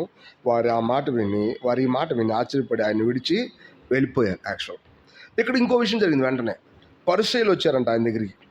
పరిసయ్యులు అంటే ఎవరో తెలిసే తెలివైన వాళ్ళు, యాక్చువల్గా ఫిలాసఫీ వాళ్ళు. వీళ్ళు వచ్చి ఆయన మాటల్లో చిక్కుపరచాలని చూశారంట. యాక్చువల్గా మాటల్లో చిక్కుపరచాలని ఆయన దగ్గరికి వచ్చి ఆయన ఏమన్నారు తెలిసే, బోధకుడా నువ్వు సత్యవంతుడు అని, ఎవరికి భయపడినవాడు అని మేము ఎరుగుతాం. ఈయన చెప్పాడు ఆ మాట ఏమన్నా? ప్రభు చెప్పాడా నేను సత్యవంతుడిని, నేను ఎవరికి భయపడను ఇట్లాంటి చెప్పాడా ఏమన్నా? ఈయన చెప్పాడా? పోనీ ఈయన శిష్యులు అని చెప్పారా? చెప్పలే. ఎవరు చెప్తున్నారు? వీళ్ళు పరిశీలి చెప్తున్నారు. ఎందుకు ఆ మాట చెప్తున్నారు తెలుసా? ఈయన బోల్డ్గా మాట్లాడితే వెంటనే ఆయన దొరికిపోతాడు. ఎవరికి దొరికిపోతాడు తెలుసా? యూదులకు దొరికిపోతాడు, లేదంటే రోమీలకు దొరికిపోతాడు. పన్ను ఇవ్వడం న్యాయమా అన్యాయమా నువ్వు చెప్పు అని అడిగారు. యాక్చువల్గా పన్ను ఇవ్వడం న్యాయమే అన్నారనుకోండి, యూదులు ఏమంటారు తెలుసా? ఈయన మనోడు కాదు. ఎవరు? మనోడు కాదు. ఎందుకంటే అన్యులకి పన్ను ఇవ్వమని చెప్తున్నాడు యాక్చువల్గా, కాబట్టి ఈయన మనోడు కాదంటారు. ఒకవేళ పన్ను ఇవ్వడం అన్యాయం అన్నారు అనుకోండి, వెంటనే రోమీలతో ఇబ్బంది అవుద్ది. ఈయన ఏం చేస్తున్నాడు? గవర్నమెంట్కి భిన్నంగా బోధలు చేసి వెంటనే పన్ను ఇవ్వద్దని చెప్తున్నాడు అని చెప్పి ఈయన సెంటర్ చేసి మాట్లాడతారు. యాక్చువల్గా మీరు గమనించండి, యేసు వారి హృదయంలో ఉన్న చెడుతనం ఎరిగి, యాక్చువల్గా ఆయన ఎరిగి, ఆ పదానికి అర్థం ఏంటంటే మనుషులు మన దగ్గరకు వచ్చి మనల్ని లిఫ్ట్ చేస్తారు. ఇట్లా ఏంటో తెలుసా? నువ్వు సత్యవంతుడివి, నువ్వు ఎవరికి భయపడవు, కరెక్టే మాట్లాడతావు అని చెప్పి మనల్ని ఏం చేస్తారు తెలుసా? లిఫ్ట్ చేస్తారు. లేరా అట్టటోళ్ళు ఉండరు అనుకుంటున్నారా? చాలామంది ఉంటారు. అట్టటోళ్ళు ఉండరు అనుకుంటున్నారా? చాలామంది ఉంటారు. మన దగ్గరకు వచ్చి మనతో తప్పు చేయించడానికి మనల్ని ఏం చేస్తారు తెలుసా? లేపుతారు, మనల్ని లిఫ్ట్ చేస్తారు. యాక్చువల్గా నేను ఒక సేవకుడితో మాట్లాడుతున్నప్పుడు ఆయన చేసింది ఖచ్చితంగా పొరపాటని నేను ప్రూవ్ చేస్తూ ఉన్నాను. ప్రూవ్ చేస్తూ ఉన్నప్పుడు తెలియకుండా ఆయన ఏం మాట్లాడతారు తెలిసే? దాన్ని తిరగేసేసి నేను ఇట్లా అనుకున్నాను లేనా, మీకు అట్లా అనిపించవచ్చు, నాకు ఇట్లా అనిపించవచ్చు అని చెప్పేసి వెంటనే ఫోన్ కట్టేశాడు. యాక్చువల్గా ఏం చేసాడు తెలిసే? మీకు అట్లా అనిపించవచ్చు, నాకు ఇట్లా అనిపించవచ్చు, ఫోన్ కట్టేశాడు. ఇదేంటి? సత్యాన్ని మాట్లాడాల్సిన సేవకుడే సత్యం విషయంలో చెప్తుంటే దానికి సరి చేసుకోకుండా ఏం చేస్తున్నాడు? నీకు అట్లా అనిపిస్తే నీది, నాకు ఇట్లా అనిపిస్తే నాది అని చెప్పి ఫోన్ కట్టేశాడు. దాని అర్థం ఏంటంటే ఇంకొక మాట కూడా మాట్లాడారు. ఏంటంటే తెలుసా? మీకు బాగా తెలుసులే నా విషయాల గురించి, మాకేం తెలుసులే తక్కువని. ఏమంటారు తెలుసు? మీకు తెలుసులే బాగా, ఆ విషయాల గురించి మాకేం తెలుసులే. అది నిష్ఠూరంగా మాట్లాడవసలా, మనం సరిచేసి చక్కబెట్టుకోవచ్చు. యాక్చువల్గా ఉద్దేశపూర్వకంగా నేను ఎట్లా చెప్పాలో నాకు చెప్పడం అర్థం కాకపోవచ్చు, చెప్పలేకపోయి ఉండొచ్చు బహుశా. ఆయన ఇక్కడ ఏం జరుగుతుందంటే ఉద్దేశపూర్వకంగా తప్పు చేసి దాన్ని సరిచేయడానికి వేరే ప్లాన్లు వేస్తున్నాడు. యాక్చువల్గా దాన్ని ఎవరు వాళ్ళంటే చాలా పేరుగాంచిన వాళ్ళే. ఎందుకు అట్లా చేస్తున్నారు? మీరు గమనించండి, మనతో తప్పు చేయించడానికి, అది తప్పు అని చెప్పి చూపించడానికే. మనుషులు ఎప్పుడు కూడా మాటల్లో మనం తప్పు చూపించడానికి ఎప్పుడు మన పక్కన ఉంటారు. యాక్చువల్గా మీరు గమనించాలా, మనం యేసు వారి హృదయంలో చెడుతనం ఎరిగి మనం కూడా ఎరుగుతాం. ఆ సంగతి మీకు తెలుసలేదు. ఎప్పుడో తెలుసా? దగ్గర నీతిని మనం ప్రాక్టీస్ చేసేటప్పుడు. ఎప్పుడో తెలుసా? మన కళ్ళ ముందుకు వచ్చే ప్రతి తలంపుని, ప్రతి సిచ్యువేషన్ ఎవరికి అప్పచెప్పాలా? ప్రభుకి అప్పచెప్పాలా. అవ్వ చేసిన పొరపాటు ఇదే. అవ్వతో ఫ్రెండ్షిప్ చేసింది ఎవరో? ఫస్ట్ ఎవరు ఫ్రెండ్షిప్ చేసింది? పాము ఫ్రెండ్షిప్ చేసింది. అది ఎలాంటి తెలుసా? జంతువులన్నింటిలో పాము, సర్పము యుక్తి గలదైనందున, అది చూడండి, సర్పము యుక్తి గలదైనందున వచ్చి ఫ్రెండ్షిప్ చేసి, చూడు తినడానికి ఎంత బాగుందో ఆ పండు, అది తింటే ఎంత టేస్టీగా ఉంటుందో, అది తిన్న తర్వాత ఆ టేస్టీగా నీకు ఎంత బలం వచ్చేసిద్దో, నువ్వేమవుతావు తెలుసా? దేవతలు దాని వంటిలాగా అయిపోతావు. అంటే అది దేవుడికి ఇష్టం లేదు. దేవతలు ఉండి కానీ వెంటనే అవ్వ నీతిని ప్రాక్టీస్ చేయాల. ఎవరో వస్తున్నారు, ఇట్లా మాట్లాడుతున్నారు, ప్రభా ఇది ఏంటి అని చెప్పి ఎవరి మీద ఆధారపడలా? దేవుడి మీద ఆధారపడలా. మనం కనుక నీతిని ప్రాక్టీస్ చేస్తే మనం ఏమంటుంది తెలుసా? దాన్ని పూర్తిగా అవాయిడ్ చేయడానికి కావాల్సిన ఏర్పాటు, జ్ఞానం మనకు పుట్టిద్ది తెలియకుండానే. మనకు అది అర్థం అవ్వాలా. ఈరోజు క్రైస్తవులకు ఉన్న గొప్పతనం, తెలివితేటలు ఎక్కడి నుంచి వస్తాయో తెలిసే? తమ లోపల అసలైన తెలివైనటువంటి ఆయన దగ్గర నుంచి వస్తాయి. అందుకని వీళ్ళు తమ జీవితంలో చాలాసార్లు పొరపాట్లు చేయొచ్చు, సమయం వచ్చినప్పుడు మాత్రం పొరపాటు చేయరు. వీళ్ళు అసలు పొరపాటు చేయరు. ఎందుకు తెలిసే? వీళ్ళు ఎవరి మీద ఆధారపడతారు? ఆయన మీద ఆధారపడతారు. తన మీద ఆధారపడి తన బిడ్డల విషయంలో ఆయన చక్కగా కప్పుతాడు గుడారం. యాక్చువల్గా గమనించండి, వాళ్ళు పొరపాటు చేయలేరు. మన లైఫ్లో చాలాసార్లు మనమే చేయగలం అనుకుంటే కనుక ఎంత దారుణంగా ఓడిపోతాం మనకు అర్థం అవ్వాలి. వెంటనే ప్రభు మాట్లాడాడు. ఏం మాట్లాడాడంటే, వారి హృదయంలో చెడుతనం విరిగి ఆయన ఏమన్నాడంటే, ఎందుకు మీరు నన్ను శోధిస్తున్నారు వేషధారులారా అని చెప్పి, పన్ను ఒకటి తీసుకురండి, రోకా ఒకటి పన్ను కట్టి ఆ రోకా ఒకటి ఆ దేనారాన్ని తీసుకొచ్చాడంటే, ఆ దేనారం మీద ఎవరి బొమ్మ ఉంది? కైసరు బొమ్మ ఉంది. వెంటనే ఆయన ఏమన్నా తెలుసా, ఇది కైసరికి ఇవ్వండి అంటే, వీళ్ళు కైసరికి ఇస్తున్నారు కానీ ఎవరికి ఇవ్వట్లా? దేవుడికి ఇవ్వట్లే. ఇది సమస్య. వీళ్ళు సమస్య అంతా ఏంటో తెలుసా, ఈ పన్ను కైసరికి ఇస్తారు యాక్చువల్గా, ఎందుకంటే భయపడతారు. కైసరికి ఇవ్వకపోతే ఊరుకుంటాడా? పెద్ద పెద్ద గుర్రాలు వేసుకొని వస్తారు, అంతంత మనుషులు ఉంటారు యాక్చువల్గా. వీళ్ళు ఎవరికి ఇవ్వట్లేదంటే దేవుడికి ఇవ్వట్లేదు. అందుకని ప్రభు ఏమన్నాడు తెలుసా, కైసరు ఇవ్వండి, but at the same time దేవుడికి ఇవ్వండి. చాలాసార్లు యూదులు అందరూ చేసే పని ఏంటో తెలుసా, దేవుడికి ఇచ్చే విషయంలో వాళ్ళు పూర్తిగా హృదయపూర్వకంగా లేరు యాక్చువల్గా. అది ఏదైనప్పటికీ కూడా తమ సొంత సమయం కావచ్చు, తమ సొంత ఒక మాటలో బలం కావచ్చు, తమ సొంత మనీ కావచ్చు, వాళ్ళకు ఉన్నటువంటి ఏ విషయమైనా కానీ దేవుడికి ఇవ్వండి అనే పదంలో దాచి ఉంచబడింది ఎంత అంటే, యూదులు చాలా తెలివిగా దేవుడిచ్చిన చట్టంలోంచి లూపులు ఎత్తుకుతారు. దేవుడికి ఇచ్చినటువంటి చట్టంలో లూపులు, మీరు పాపం చేసినప్పుడు ఏం చేయాలా? బలి అర్పించాలి అనగానే వీళ్ళు ఉద్దేశపూర్వకంగా బలిని రెడీ చేసుకుని పాపం చేస్తారు. మీరు చూడండి, పాపం చేసినప్పుడు ఏం చేయాలా? బలి అర్పించాలని బైబిల్లో రాస్తుంది కాబట్టి వీళ్ళు ఏం చేస్తారంటే, ముందు బలి రెడీ చేసుకుని తర్వాత పాపం చేస్తారండి. అది నిజంగా దేవుడి యొక్క జ్ఞానమేనా? అందుకే ప్రభు చెప్పాల్సి వచ్చింది, బలులు నేను ఎందుకు కోరతాను? బలులు నాకు అవసరమా? వాడి మాంసం నేను తింటానా? వాడి రక్తం నేను తాగుతానా? కనికరాన్ని కదా నేను కోరుతుంది యాక్చువల్గా. మీ శిక్షకు బదులు అసలైన శిక్ష పడి వాస్తవానికి మీరు విమోచించబడాలని కదా నేను కోరుతుంది. యూదులు చాలా తెలివిగా వారి జీవితాల్లో ప్రతి దానికి ఒక ఆల్టర్నేట్ సృష్టిస్తారు, శత్రువు చేత మోసం చేయబడి. ప్రభు చెప్పింది ఏంటంటే, ప్రభువుకి ఇవ్వండి. మన లైఫ్లో కూడా అంతే. చాలాసార్లు చాలా తెలివిగా ఉంటాం కొన్నిసార్లు వాస్తవానికి, దేవుడికి ఇచ్చే విషయంలోనో దేవుడికి సంబంధించిన విషయాల్లోనో. అవసరం లే, నీకు ఇచ్చినటువంటి 2 కాసులు అలా డబ్బాలు పడగానే యాక్చువల్గా ఎవరు చూశారు దాన్ని?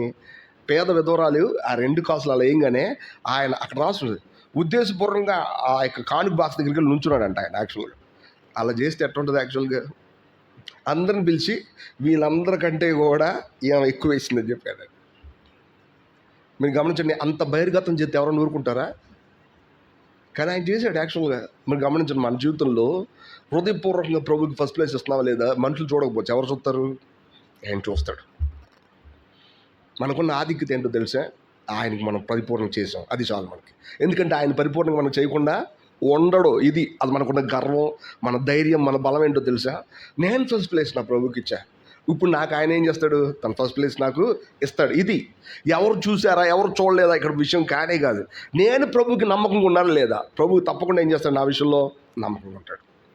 ఈ ధైర్యంతో, ఈ బలంతో క్రైస్తవులు కొనసాగాల. తెలివిగా ఉండాల్సిన అవసరం లే. ఆధునిక క్రైస్తవులు వాళ్ళకున్న పొరపాట్లు సరి చేసుకోవడానికి పెద్ద పెద్ద వాళ్ళని అడ్డం పెట్టి వాళ్ళే అడ్డు చేశారు కాబట్టి మేము అటు చేయొచ్చు, ఇబ్బంది ఏం లేదు. ఒక ఆయన ఏమన్నా తెలిసే, నేను ఈ మాట చెప్తే తప్పుగా అనుకోబాక, ఎందుకంటే మన మానవుల మధ్యలో జరిగే విషయాలు. సేవకుడే ఆయన ఏమన్నాడంటే, మేము మాకు సంవత్సరం నుంచి ఉన్నటువంటి టైత్ అంతా కూడా కాపాడి దేవుడికి ఈరోజు ఇచ్చామండి దశమ కొట్టాడు యాక్చువల్గా. అవునా, సరే ఎట్లా ఇచ్చాం? మందిరం ఆయన సేవకుడు యాక్చువల్గా ఇచ్చారంటే ఏం చేశాడంటే, మందిరానికి ఒక మంచి కీబోర్డ్ కొన్నామంట. ఏం చేస్తారంటే మందిరానికి ఏం చేశాడంటే కీబోర్డ్ కొన్నారంట. కీబోర్డ్ కొనటం దశమాగది ఎట్లా సరిపోద్ది యాక్చువల్గా అని నేను అనుకున్నా. యాక్చువల్గా ఏమనుకుంటే, మీరు కూడా ఏం చేయాలా? మందిరానికి ఇవ్వాలా, there is no doubt at all, అది ఇవ్వాల్సిందే. ఎందుకంటే దేవుడికి సంబంధించిన ఏ విషయమైనా ఒకవేళ మీరు ఇవ్వకపోయినా దేవుడు తీసుకునే విధానం తీసుకుంటాడు, అది వేరే సంగతి, అది పక్కన పెడితే. మీరు కూడా ఏం చేయాలి? ఫస్ట్ ప్లేస్లో. కానీ తెలివిగా మీరు బతకొద్దు, తెలివిగా ఉండొద్దు, తిన్నగా ఉన్నాడు చాలు. వాస్తవానికి తెలివిగా మీరు చేసే ఏర్పాట్లు ఎప్పుడూ కరెక్ట్గా, మనం దేవుడికి ఇవ్వాలనుకుంటే దేవుడికి ఇచ్చేసేయండి అంతే. దాని మీద మన అధికారాన్ని ఉంచుకోవాల్సిన అవసరం లేనే లేదు. మొన్న చెప్పారు ఒక ఆయన యాక్చువల్గా మీటింగ్లో వెళ్తే, ఆ మీటింగ్లో ఏమన్నా తెలుసా, మందిరంలో ఫ్యాన్ లేకపోతే అంట ఫ్యాన్ తీసుకొచ్చింది ఒక ఆవిడ. తీసుకొస్తే ఆ ఫ్యాన్ మెల్లగా ఓపెన్ చేస్తారంట. ఆయన ఓపెన్ చేస్తా ఉంటే ఆ రెక్కల దగ్గరికి వచ్చేప్పటికి ఆ రెక్కల మీద రాస్తుందంట, పలానా వచ్చింది ఫ్యాను అని చెప్పి రాస్తుందంట. వెంటనే ఆయన ఏం చేశాడు, నేను బతికొండగా ఈ ఫ్యాన్ పెట్టడం తీసుకెళ్ళిపోతుంటే యాక్చువల్గా తీసుకెళ్ళిపోతుంటే. మీరు గమనించండి, ఇప్పుడు నిజంగా దేవుడికి ఇచ్చినట్ట ఇది. మన లైఫ్లో కమిట్మెంట్ మనదే. అననీయ సప్పీరాలు ఉన్నారు యాక్చువల్గా, అందరూ చేస్తున్నారు కాబట్టి వీళ్ళు కూడా అనుకుంటారు ఏంటో తెలిసే, వాళ్ళకున్నదంతా అమ్మి దేవుడి ముందు పెట్టాలని అనుకున్నారు. అట్లా చేశారా? పేతురు అన్నాడు, అననీయ సప్పీరా, అది మీ దగ్గర ఉన్నప్పుడు మీదే కదా, మేమే అడగలేదు కదా, యాక్చువల్గా దేవుడు కూడా అడగలేదు కదా, మరి ఎలా మీరు పరిశుద్ధాత్మను మోసపుచ్చడానికి మీరిద్దరు ఏకీభవించారు? మానవ మెదడు ఎప్పుడు ఇలాంటిదే. దేవుడికి ఫస్ట్ ప్లేస్ ఇవ్వాలనుకుంటుంది, బట్ రాను రాను ఏమవుద్దో తెలుసు, అది second, third, fourth, fifth, 10th వెళ్ళిపోతుంది. యాక్చువల్గా ఆయన అవన్నీ తట్టుకుంటాడు, మనుషులు తట్టుకోలేరు. యాక్చువల్గా ఎందుకంటే ఆయన అవన్నీ తట్టుకుంటాడు మన జీవితంలో. ఒకసారి నేను అట్లాగే సేవకు సమర్పించిన తర్వాత నేను వేరే డ్యూటీ చేస్తూ ఉన్నాను. సేవకు ఇంకా రాలా అప్పటికి. నాకు మధ్యాహ్నం పాటు భోజనం చేసిన తర్వాత అలా కళ్ళు మూసుకుని ఇలా కుర్చీలో పడుతున్నప్పుడు, ఇంతకే నువ్వు ఈ భూమిని అమ్మావా అనే పదం నాకు వినపడింది. ఏమని వినపడింది అంటే, ఇంతకే ఈ భూమిని అమ్మావా అనే పదం నాకు వినపడింది. ఏంటబ్బా ఈ పదానికి అర్థం అని చెప్పి చూసి అపొస్తలుల 5వ అధ్యాయంలో, నువ్వు నా కోసం కమిట్ చేసుకున్నది ఏంటి, ఇప్పుడు నువ్వు చేస్తుంది ఏంటి? నేను నిన్ను అడగలేదు కదా, నువ్వు నాకు కమిట్ చేసుకున్నావు, నువ్వు నాకేం చేసావు, ఒప్పుకున్నావు నేను ఇది చేస్తానని, బట్ నువ్వు చేస్తుంది ఇదేనా అని నాకు అడిగినట్టు గుండె జల్లుమంది. యాక్చువల్గా ఆ పదం ఎంత మీనింగ్ఫుల్ అంటే నా లైఫ్లో నేను మర్చిపోయాను ఇప్పటికి కూడా.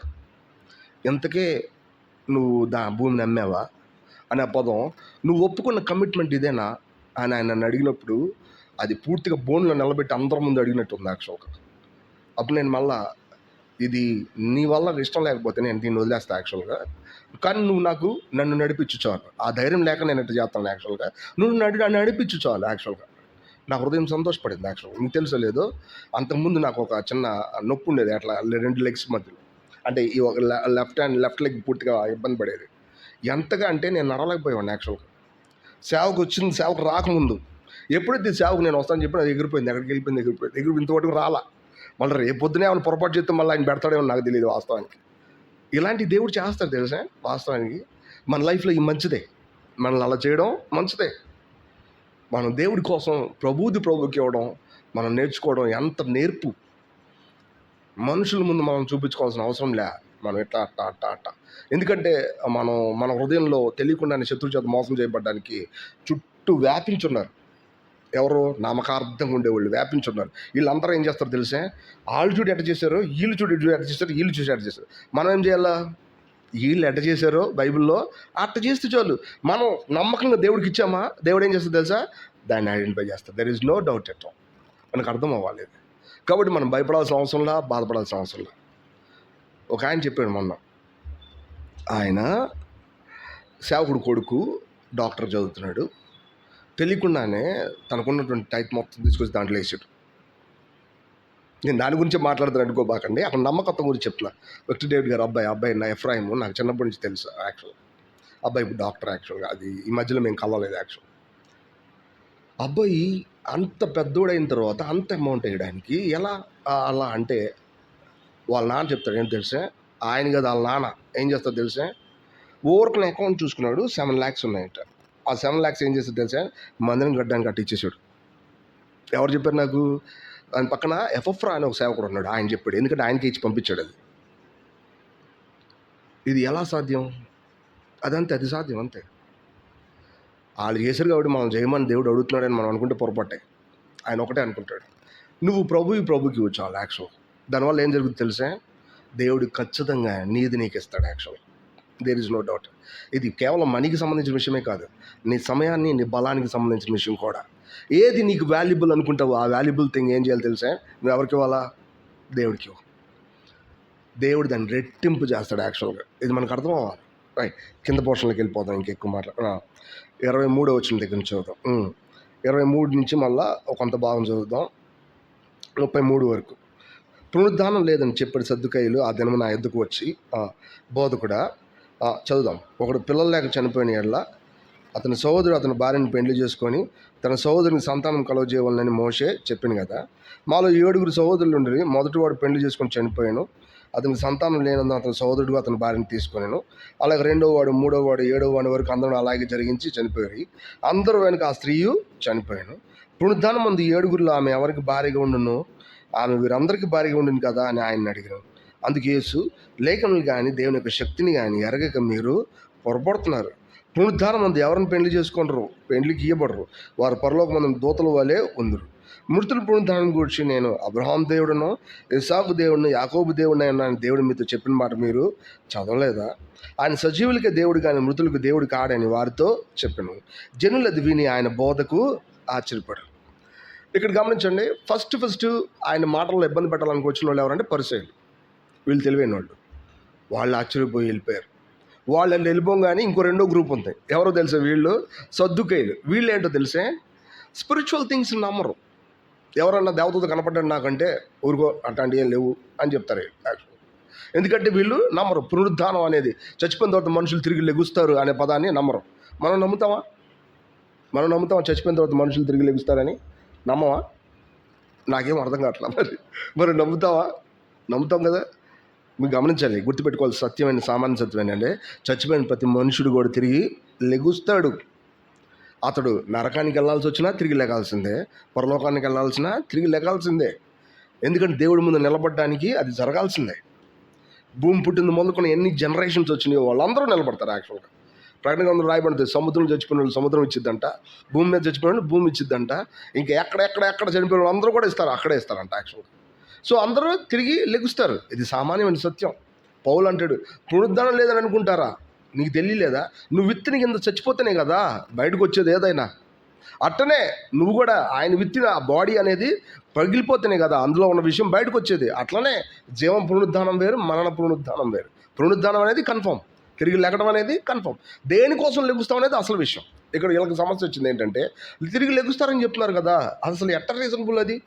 ఎందుకంటే ఒక ఆవిడ ఉంది, ఆవిడ పెళ్లి చేసుకున్నాడు ఒక ఆయన, పిల్లలు లేరు. అందుకని చెప్పి ధర్మశాస్త్రం ప్రకారం తన తమ్ముడు చేసుకుని ఎంతమంది చేసుకున్నారు? 7 చేసుకున్నారు. ఎవరికి పిల్లలు లేవు. పిల్లలు వచ్చారంటే వెంటనే ఏమవుతారు తెలుసా? వీళ్ళిద్దరు ఫ్యామిలీ అని చెప్పి కన్ఫర్మ్ అని చెప్పి ధర్మశాస్త్రంలో రాయబడి ఉంది. అంటే మనకు అర్థం అవ్వాలి మ్యారేజ్ అనేది ఎందుకు అనేది ఇక్కడ అర్థం అవ్వాలి. ఎందుకు మ్యారేజ్? పిల్లల్ని కొనసాగించడానికి, వంశాన్ని పెద్దది చేయడానికి. అది గుర్తుపెట్టుకోవాలి. దానికి అడ్జస్ట్మెంట్ ఏంటంటే దైవికమైన ఉత్పత్తి కలిగి ఉండడానికి. అసలు విషయం అది, దైవికమైన ఉత్పత్తి కలిగి ఉండడానికి. కానీ ఆధునిక మనుషులు దాన్ని పక్కన పెట్టారులే ఒక మాటలో. అది నిజంగా దైవ విరోధమైంది. అది చాలా పెద్ద విషయం. దేవుడు ఆ రోజు మనకు తీర్పు తెచ్చేప్పుడు ఏం బయటపడతాయి. యాక్చువల్గా గమనించండి, దేవుడి యొక్క ఉద్దేశంలో మ్యారేజ్ అనే పదానికి అర్థం ఏంటంటే పిల్లల యొక్క కొనసాగింపు ఒక మాటలో. అందుకనే ఓల్డ్ టెస్ట్మెంట్లో ఎవరికైతే పిల్లలు లేదు వాళ్ళని ఏం చేసేవాళ్ళు? తక్కువ చూసేవాళ్ళు. యాక్చువల్గా తక్కువ చేసి చూసేవాళ్ళు. గొడ్రాలు అనే పదాన్ని తక్కువ చేసి చూసేవాళ్ళు. సో ఇప్పుడు వీళ్ళకి పిల్లలు లేరు కాబట్టి ఇప్పుడు పునరుద్ధానం ఉంది. వీళ్ళు ఎవరికి భార్య భర్త అవుతారంటే వెంటనే ప్రభువే ఉన్నారు తెలుసా? మీరు దేవుడిని అయినను, దేవుడి యొక్క లేఖనాలనైనా, దాని శక్తిని అయినను ఎరగక పొరపాటు పడుతున్నారు. సమస్య ఇదే. తెలవక కాదు, లేఖనాలు తెలవక కాదు. ఏంటంట? దేవుడి యొక్క శక్తిని ఎరగక. This more important.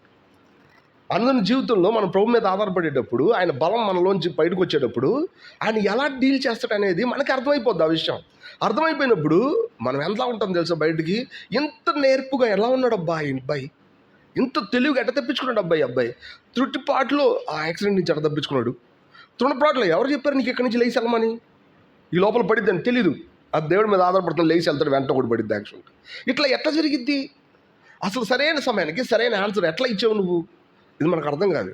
మనం దైవికమైన శక్తిని ఎరిగితే వెంటనే ఏమవుతుందో తెలుసా? సంగతులన్నీ మనకి అర్థమవుతుంది. ప్రభు అదే అన్నాడు, నేను అబ్రహాం దేవుడును, ఇస్సాకు దేవుడును. వీళ్ళందరూ ఎవరు? బతుకున్నారు? అప్పటికి లేరు. వీళ్ళందరూ ఏమయ్యారు?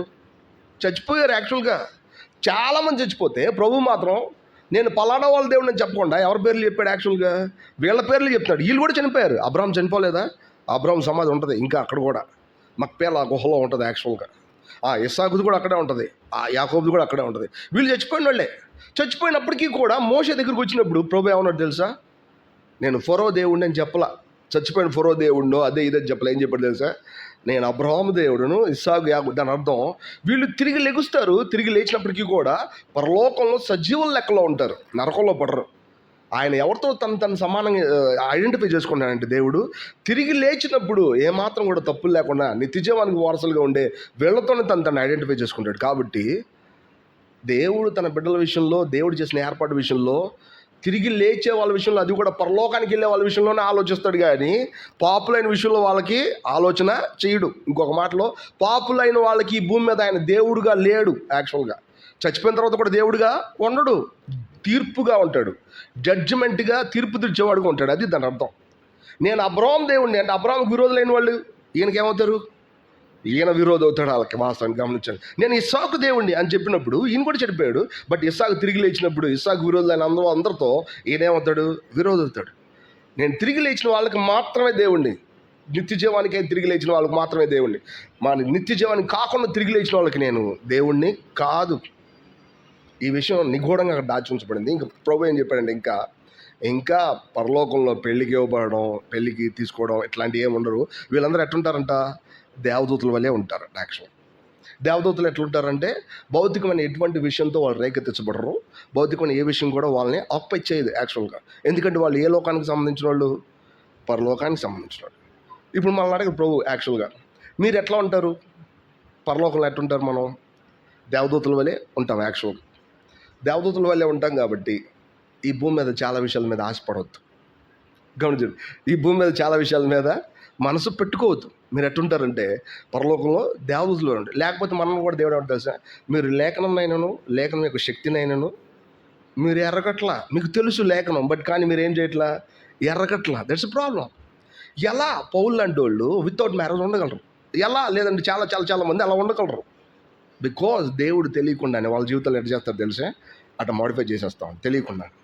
మీరు గమనించండి, మనం ఎర్రగాలి అనే వైపుకి తిరిగినప్పుడు మన విషయం అంతా కూడా ఒక చక్కటి క్లారిటీ వైపు తిరుగుద్ది. ఎంత గొప్ప మర్మం చెప్పాడు ఇక్కడంటే, పరలోకంలో జరిగే సంగతులు విడదీసి చెప్పాడు ఆయన. అనుగ్రహం పొందిన తప్ప మరెవరో దీన్ని అర్థం చేసుకోలేరేమో. ఎట్లా అంటే మానవులు తమ జీవితం అంతా వాళ్ళ జీవితాల్లో వాళ్ళతో ఎలా ఉండాలి, వీళ్ళతో ఎలా ఉండాలి, ఫ్యామిలీ అంటే ఎలా ఉంటుంది, అలా ఉంటుంది, ఇలా ఉంటుంది అని ఆలోచించడానికి బతుకుతూ ఉంటారు కదా. దానికోసం అన్ని విషయాలు ఉంటాయి కదా, దాని చుట్టూనే తిరుగుతూ ఉంటాయి కదా. దాన్ని బట్టే ప్రతి విషయం నిర్ణయించబడిద్ది. లేదా అలా ఉండాలన్నా, ఇలా ఉండాలన్నా, అక్కడికి వెళ్ళాలన్నా, ఇక్కడికి వెళ్ళాలన్నా, ఇక్కడ ఉండాలన్నా, అట్ట చేయాలన్నా, ఇట్ట చేయాలన్నా దాని చుట్టూ తిరుగుతాయి. కానీ చిట్ట చివరికి అది అసలు లేనే లేదు. ఎలా ఉంది అక్కడ? దేవదూతలు లెక్కున్నారట. ఆయన అన్నడు కూడా తన తల్లి విషయంలో ఇర్రెస్పాన్సిబుల్గా లేడు, తన తమ్ముడు తన అక్క చెల్లెల విషయంలో ఇర్రెస్పాన్సిబుల్గా లేడు. బట్ కానీ ఫస్ట్ ప్లేస్ ఎవరిది? దేవుడిదే. మన జీవితం ఇది అర్థం చేసుకోవాలి. లేకపోతే ఏమవుతుందో తెలుసా? దేవుడి లేఖనాన్ని అయినా ఆ లేఖనంలో ఉన్న శక్తిని అయినా మనం ఏం చేస్తామంటే గ్రహించం. ఇంటికి వెళ్ళేటప్పుడు దేవదూతలాగా వెళ్ళాలి. లేదా ఇంట్లో ఉన్న ప్రతి విషయంలో కూడా ఎలా ఉండాలి? దేవదూతలాగా ఉండండి. మొదటి స్థానాన్ని మన మీద ఆక్రమించు. ఒక ఆయన అడిగాను, స్వాభావికమైన జీవితాన్ని వదులుకోవాలంటే ఎట్లా స్వాభావికమైన జీవితం అంటే ఏంటి? పాప సంబంధమైన జీవితమా? అట్లా కనపడదు అది. స్వాభావిక జీవితం అంటే ఏంటో తెలుసా? తలుపులేసి ఉన్నాయి మేము వచ్చినప్పుడు. నిజమే, బ్రదర్ వచ్చి చేసి వెళ్ళిపోయినట్టు. ఎవరు వెళ్ళి చేశారు నాకు తెలియదు యాక్చువల్గా. అప్పుడు ఏం చేశాడు? దాన్ని వెళ్ళి తీశాడు. అది తీయకుండా లోపల రాగలవా? కానీ దేవదూతలు తీయవసరం యాక్చువల్గా. మీకు తెలుసో లేదో, అది దైవికమైన పని అయితే తెలియకుండానే నేను గేటు తీయాలి. ఎవరు తీశారు? దానియలు తీశాడు యాక్చువల్గా. గమనించండి. సో ఆయన తీశాడనో ఈరు తీశాడని కాదు విషయం. నిజంగా నీకు అవసరమైనప్పుడు దేవుడు అట్లాంటి లైఫే నీకు ఇస్తాడు తెలియకుండా. నువ్వు చేయవసరంలా. చెప్పుకుంటాం మేము మాట. 1000 ఏళ్ల పరిపాలన నువ్వు ఈ బిల్డింగ్లన్నింటిలో ఎవరుంటావు తెలుసా? వాళ్ళు ఉండరు. నువ్వు కట్టని ఇళ్లలో నువ్వేం చేస్తావు తెలుసా? నివాసం చేస్తావు. పెద్ద పెద్ద పొజిషన్స్ నీకు ఉంటాయి. ఇవన్నిటి కోసం నువ్వు సంపాదించుకోవాల్సిన అవసరం లేనే లేదు. మన జీవితాలు ఇది అర్థం చేసుకోవాలి. లేఖనాల్లో ఉన్న శక్తిని ఎరగడానికి ప్రయత్నం చేయాలి. మనం అనాలా ఏంటో తెలుసా?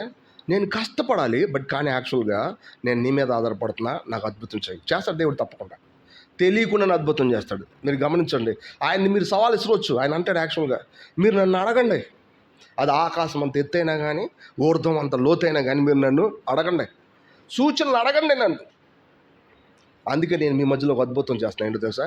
కన్యక గర్భవతి అయి కుమారునికి అంటది. ఇది ప్రపంచం ఊహించగలదు అసలు ఇట్లా జరిగిద్దని ఎవడో ఆలోచిస్తాడు అసలు? కానీ అది జరిగింది. అది అంటే ఆయన ఎటువంటి చేస్తాడో మనకు అర్థం అవ్వాలా. గమనించండి, మన జీవితంలో ఇటువంటి పవర్ని మనం ఎరగలుగుతూ ఉన్నామా? మనం ఈ లోకాన్ని చూసి ఏమాత్రం భయపడము, వణకం. అదే సమయంలో మనకున్న కాన్సెప్ట్లు మార్చుకోవడానికి ఏమాత్రం సందేహించం. సద్దుకాయలు అనేవాళ్ళు రీజనబుల్గా బతికేవాళ్ళు, తెలివిగా బతికేవాళ్ళు, కారణ సహితంగా బతికేవాళ్ళు. అట్లాంటి వాళ్ళ విశ్వాసాన్ని ఆయన ఏం చేశాడంటే చాలా సింపుల్గా కొలాప్స్ చేశాడు. గమనించండి, మన లైఫ్లో అర్థం చేసుకోండి. ప్రభువా, స్వాభావికమైన జీవితం పరలోకానికి ఎక్కిపోకుండా అడ్డం పడుతుంది. చాలాసార్లు ప్రేయర్లో మనం పౌల్లాగా పరలోకానికి ఎక్కిపోవడానికి కారణం ఏంటో తెలిసే? ప్రార్థన చేస్తున్నాం. ఆ గంట చేసాంలే, లేదంటే గంటన్నర చేసాంలే, లేదా 2 గంటలు చేసాం. అసలు పాయింట్ అంతా ఎంత చేసినా మన మీద ఎక్కడ తిరుగుతుందో తెలిసే? ఆ రూమ్లోనే తిరుగుతుంది, అక్కడే తిరుగుతుంది. ఒక్కసారి మన వైపు తిరిగి చూడంగానే మనకున్నటువంటి ఆ అడ్జస్ట్మెంట్లను తిరుగుతుంది. నీ మెదడు దేంట్లో తిరగాలి తెలిసే? లేఖనాలు తిరగాల. దేవుడితో కలిసి బతుకుతున్నానా లేదా అనే వైపుగానే తిరగాలి. ఆయన వైపు తిరిగితే అక్కడ రాయబడి ఉంటుంది, దేవుడైన యెహోవా మోషేతో తన స్నేహితుడితో మాట్లాడినట్టు ముఖాముఖి మాట్లాడారంట. ఆ పదం ఇప్పటికీ భయం అవుతుంది. స్నేహితుడితో మాట్లాడినట్టు ముఖాముఖి మాట్లాడారంట. ఎవరు పడితే వాళ్ళు ప్రత్యక్ష గుడారాలకు వెళ్ళకూడదు. ప్రత్యక్ష గుడారాలు కదా, అతి పరిశుద్ధ స్థలంలో కూడా యాజకులందరూ వెళ్ళకూడదు. ప్రధాన యాజకుడు వెళ్ళాలి, అది కూడా సంవత్సరానికి ఒక్కసారి వెళ్ళాలి. కానీ మోషే ఏంటో తెలిసే? ఎప్పుడు పడితే అప్పుడు వెళ్ళి వస్తాడు. ఇదేంటో మరి అర్థం కాదు. ఆయన పరిశుద్ధత ఆయన బాధ పెట్టట్లేదా? మనకు అర్థం అవ్వాలి. లేఖనాల్లో ఉన్న దేవుడి యొక్క శక్తిని ఎరగగలిగేలా, దైవికమైన బలంతో మనం నింపబడగలిగేలా మనం ఆయనకి అప్పచెప్పుకుంటున్నామంటే తెలియకుండా ఆయన మనతో ఎట్లుంటాడు తెలిసే? పరలోకానికి ఎక్కిపోయగలిగే సామర్థ్యాన్ని మన జీవితంలో ఎల్లప్పుడూ కూడా వహిస్తూ ఉంటాడు. తెలియకుండానే మన జీవితంలో కార్యసాధకం అవుతూ ఉంటుంది. మనం అది అర్థం అవ్వాలి, మనం దాన్ని ఆశించాలా. అది ఎట్లా ఉంటుంది ప్రభువా? దేవదూత వల్లే ఉండే ఆ విషయం ఎట్లుంటుంది? ఎటువంటి సందేహం లేదు. నువ్వేం ఆత్మవు కాదు, ఈ భూమి మీద నువ్వు దేవదూతం అయిపోవు, there is no doubt at all. కానీ నీ ఆత్మ ఎట్లుంటుంది? పరలోకపు సంగతుల్ని ఎరుగుతూ ఉంటుంది. యాక్చువల్గా నువ్వు చాలా సింపుల్గా డ్యూల్ లైఫ్ నువ్వు అనిపిస్తూ ఉంటావు. పౌలు అన్నట్టు యాక్చువల్గా నాకు తెలీదు, పరలోకానికి ఎక్కిపోయిన ఆయన ఒక అతన్ని నేను ఎరుగుదును. ఎవరతను? ఆయనే పరలోకానికి ఎక్కిపోయాడు. దేవదూతల దగ్గర మనుషులు వచ్చింపశక్యం కానీ మాటలు నేను విన్నాను. మనుషులకి అది అర్థం కాదు, మనుషుల దగ్గర మాట్లాడకూడదు. అతను విన్నాడు. యాక్చువల్గా మన జీవితంలో మనకు అది అర్థం అవ్వాలా. లేఖనాల్లో ఉన్న శక్తిని ఎరగగలిగేలాగా మనం పూర్తిగా తిప్పుగలుగుతూ ఉండాలి. ఒక విషయం మనకు అర్థమైంది అనుకోండి, అది మనకు అర్థమైపోయిందని సంతోషపడొద్దని నేను చెప్పట్లా. దాన్ని ఎక్కడ తీసుకెళ్ళాలి తెలుసా? అనుభవంలోకి తీసుకెళ్దాం. అది మన జీవితంలో రియాలిటీలోకి వచ్చే వరకు దాని చుట్టూ తిరుగుదాం. అది మనకు అర్థమైపోద్ది ఒకరోజు. ఎట్లా అంటే తిని అరాయించుకున్న వచ్చిన బలాన్ని కూడా వినియోగించడం మనకు అర్థమైపోద్ది. మనం అంటాం నీరసంగా ఉన్నాను. ఒకరోజు నేను చాలా నీరసంగా ఉన్నాను. ఆ సేవకుడు నన్ను అడిగాడు, పొద్దున్న ఏం తిన్నావు అని అడిగాడు. తిన్నావా లేదని అడగకుండా ఏమని అడిగాడంటే, పొద్దున్న ఏం తిన్నాను, నేను ఏం తినలేదు. తినకపోతే ఏమొచ్చుద్ది? ఇది మనం నమ్మాం కదా. మన లైఫ్లో కూడా అంతే. లేఖనాన్ని, దేవుడి యొక్క బలాన్ని మనం ఖర్చు పెట్టకపోతే ఆ బలాన్ని మనం ఎంజాయ్ చేయలేం. ఒక మాటలో ఆయన కోసం మొదటి ప్లేస్ ఇవ్వకపోతే మనం ఎంజాయ్ చేయలేం. మన జీవితంలో మనం అర్థం చేసుకోగలగాలి. వీటిని మనం అప్పచెప్పుకున్నాం. లేకపోతే మీకు తెలుసో లేదో, చర్చ్ లైఫ్లో కూడా చాలామంది సర్దుకాయలు ఉంటారు. వాళ్ళు వినరు, రీజనబుల్గానే ఉంటారు. ఆత్మ సంబంధమైన సంగతుల్ని పట్టించుకోరు. దేవుడు సాయం చేస్తాడు అనే పదాన్ని వాళ్ళు తిరగేసి మాట్లాడతారు. దేవుడు ఎడ చేస్తాడు కదా, ఎడ చేస్తాడు దేవుడు అంటారు. యాక్చువల్గా నిజమే, ఆయన రీజనబుల్గా ఉంటాడు, కానీ ఆత్మ సంబంధంగా ఉంటాడు ఎంతసేపు ఆయన. మనకి అది అర్థం అవ్వాలి. ఆధునిక క్రైస్తవులు అందుకే తెలివిగా వాళ్ళు సొంతానికి చేసుకొని దేవుడు ఇచ్చారని చెప్తారు. ఏం చెప్తారు? సొంతానికి చేసేసుకొని దేవుడు ఇచ్చారని చెప్తారు. నో, అట్లా ఉండాల్సిన అవసరం లే. దేవుడి వల్ల కలిగినటువంటి బలాన్ని, దైవికమైన బలం వల్ల కలిగినటువంటి ఆ ప్రత్యక్షతను మనం ఎరగలం. తప్పకుండా మన స్వాభావిక జీవితాన్ని దాటి మనం చూడగలం. యేసు ప్రభు తిరిగి లేచిన తర్వాత అపోస్తుల ముందు ఒలీవ కొండ మీద నుంచి ఆయన ఏం చేశాడు? అట్టగే లెగిసి వెళ్ళిపోయాడు. అపోస్తుల కార్యం 1:11 రాసి ఉంటుంది. ఆయన చూస్తుండగానే ఆయన ఏమయ్యాడు తెలిసే? ఇట్లా లెగిసి వెళ్ళిపోయాడు. ఇట్లా మనుషులు ఎప్పుడైనటువంటి దృశ్యాన్ని చూసారా? చూడలా. వెంటనే పక్కన ఒక ఆయన వచ్చి దేవదూతలు నిలబడ్డారు. దేవదూతలు నిలబడి, గలిలయ వాసులారా ఎందుకు ఆశ్చర్యపోతున్నారు? ఆ మాట చూడండి ఎట్టుందో. మీకు బుద్ధి లేదా? కొంత బిగినింగ్ నుంచి జరిగేది ఇదే అని చెప్పినట్టుంది. అది ఎట్టుంది తెలిసే? మీరు ఎందుకు ఆశ్చర్యపోతున్నారు? ఎట్ట వెళ్ళాడు అట్ట వస్తాడు ఆయన. దాని అర్థం ఏంటో తెలిసే? మీరు కూడా అట్టనే వెళ్ళిపోతారు. అది దాని అర్థం.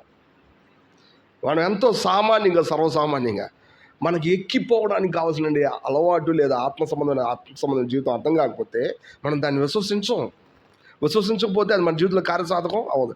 ఏ కాడికి మనం ఈ భూ సంబంధమైన విషయాల గురించి మాత్రమే కన్నీళ్ళు విడిసి దానికోసమే వేగిరపడుతున్నామంటే మన విశ్వాసం పరలోకానికి ఎక్కి పోదు.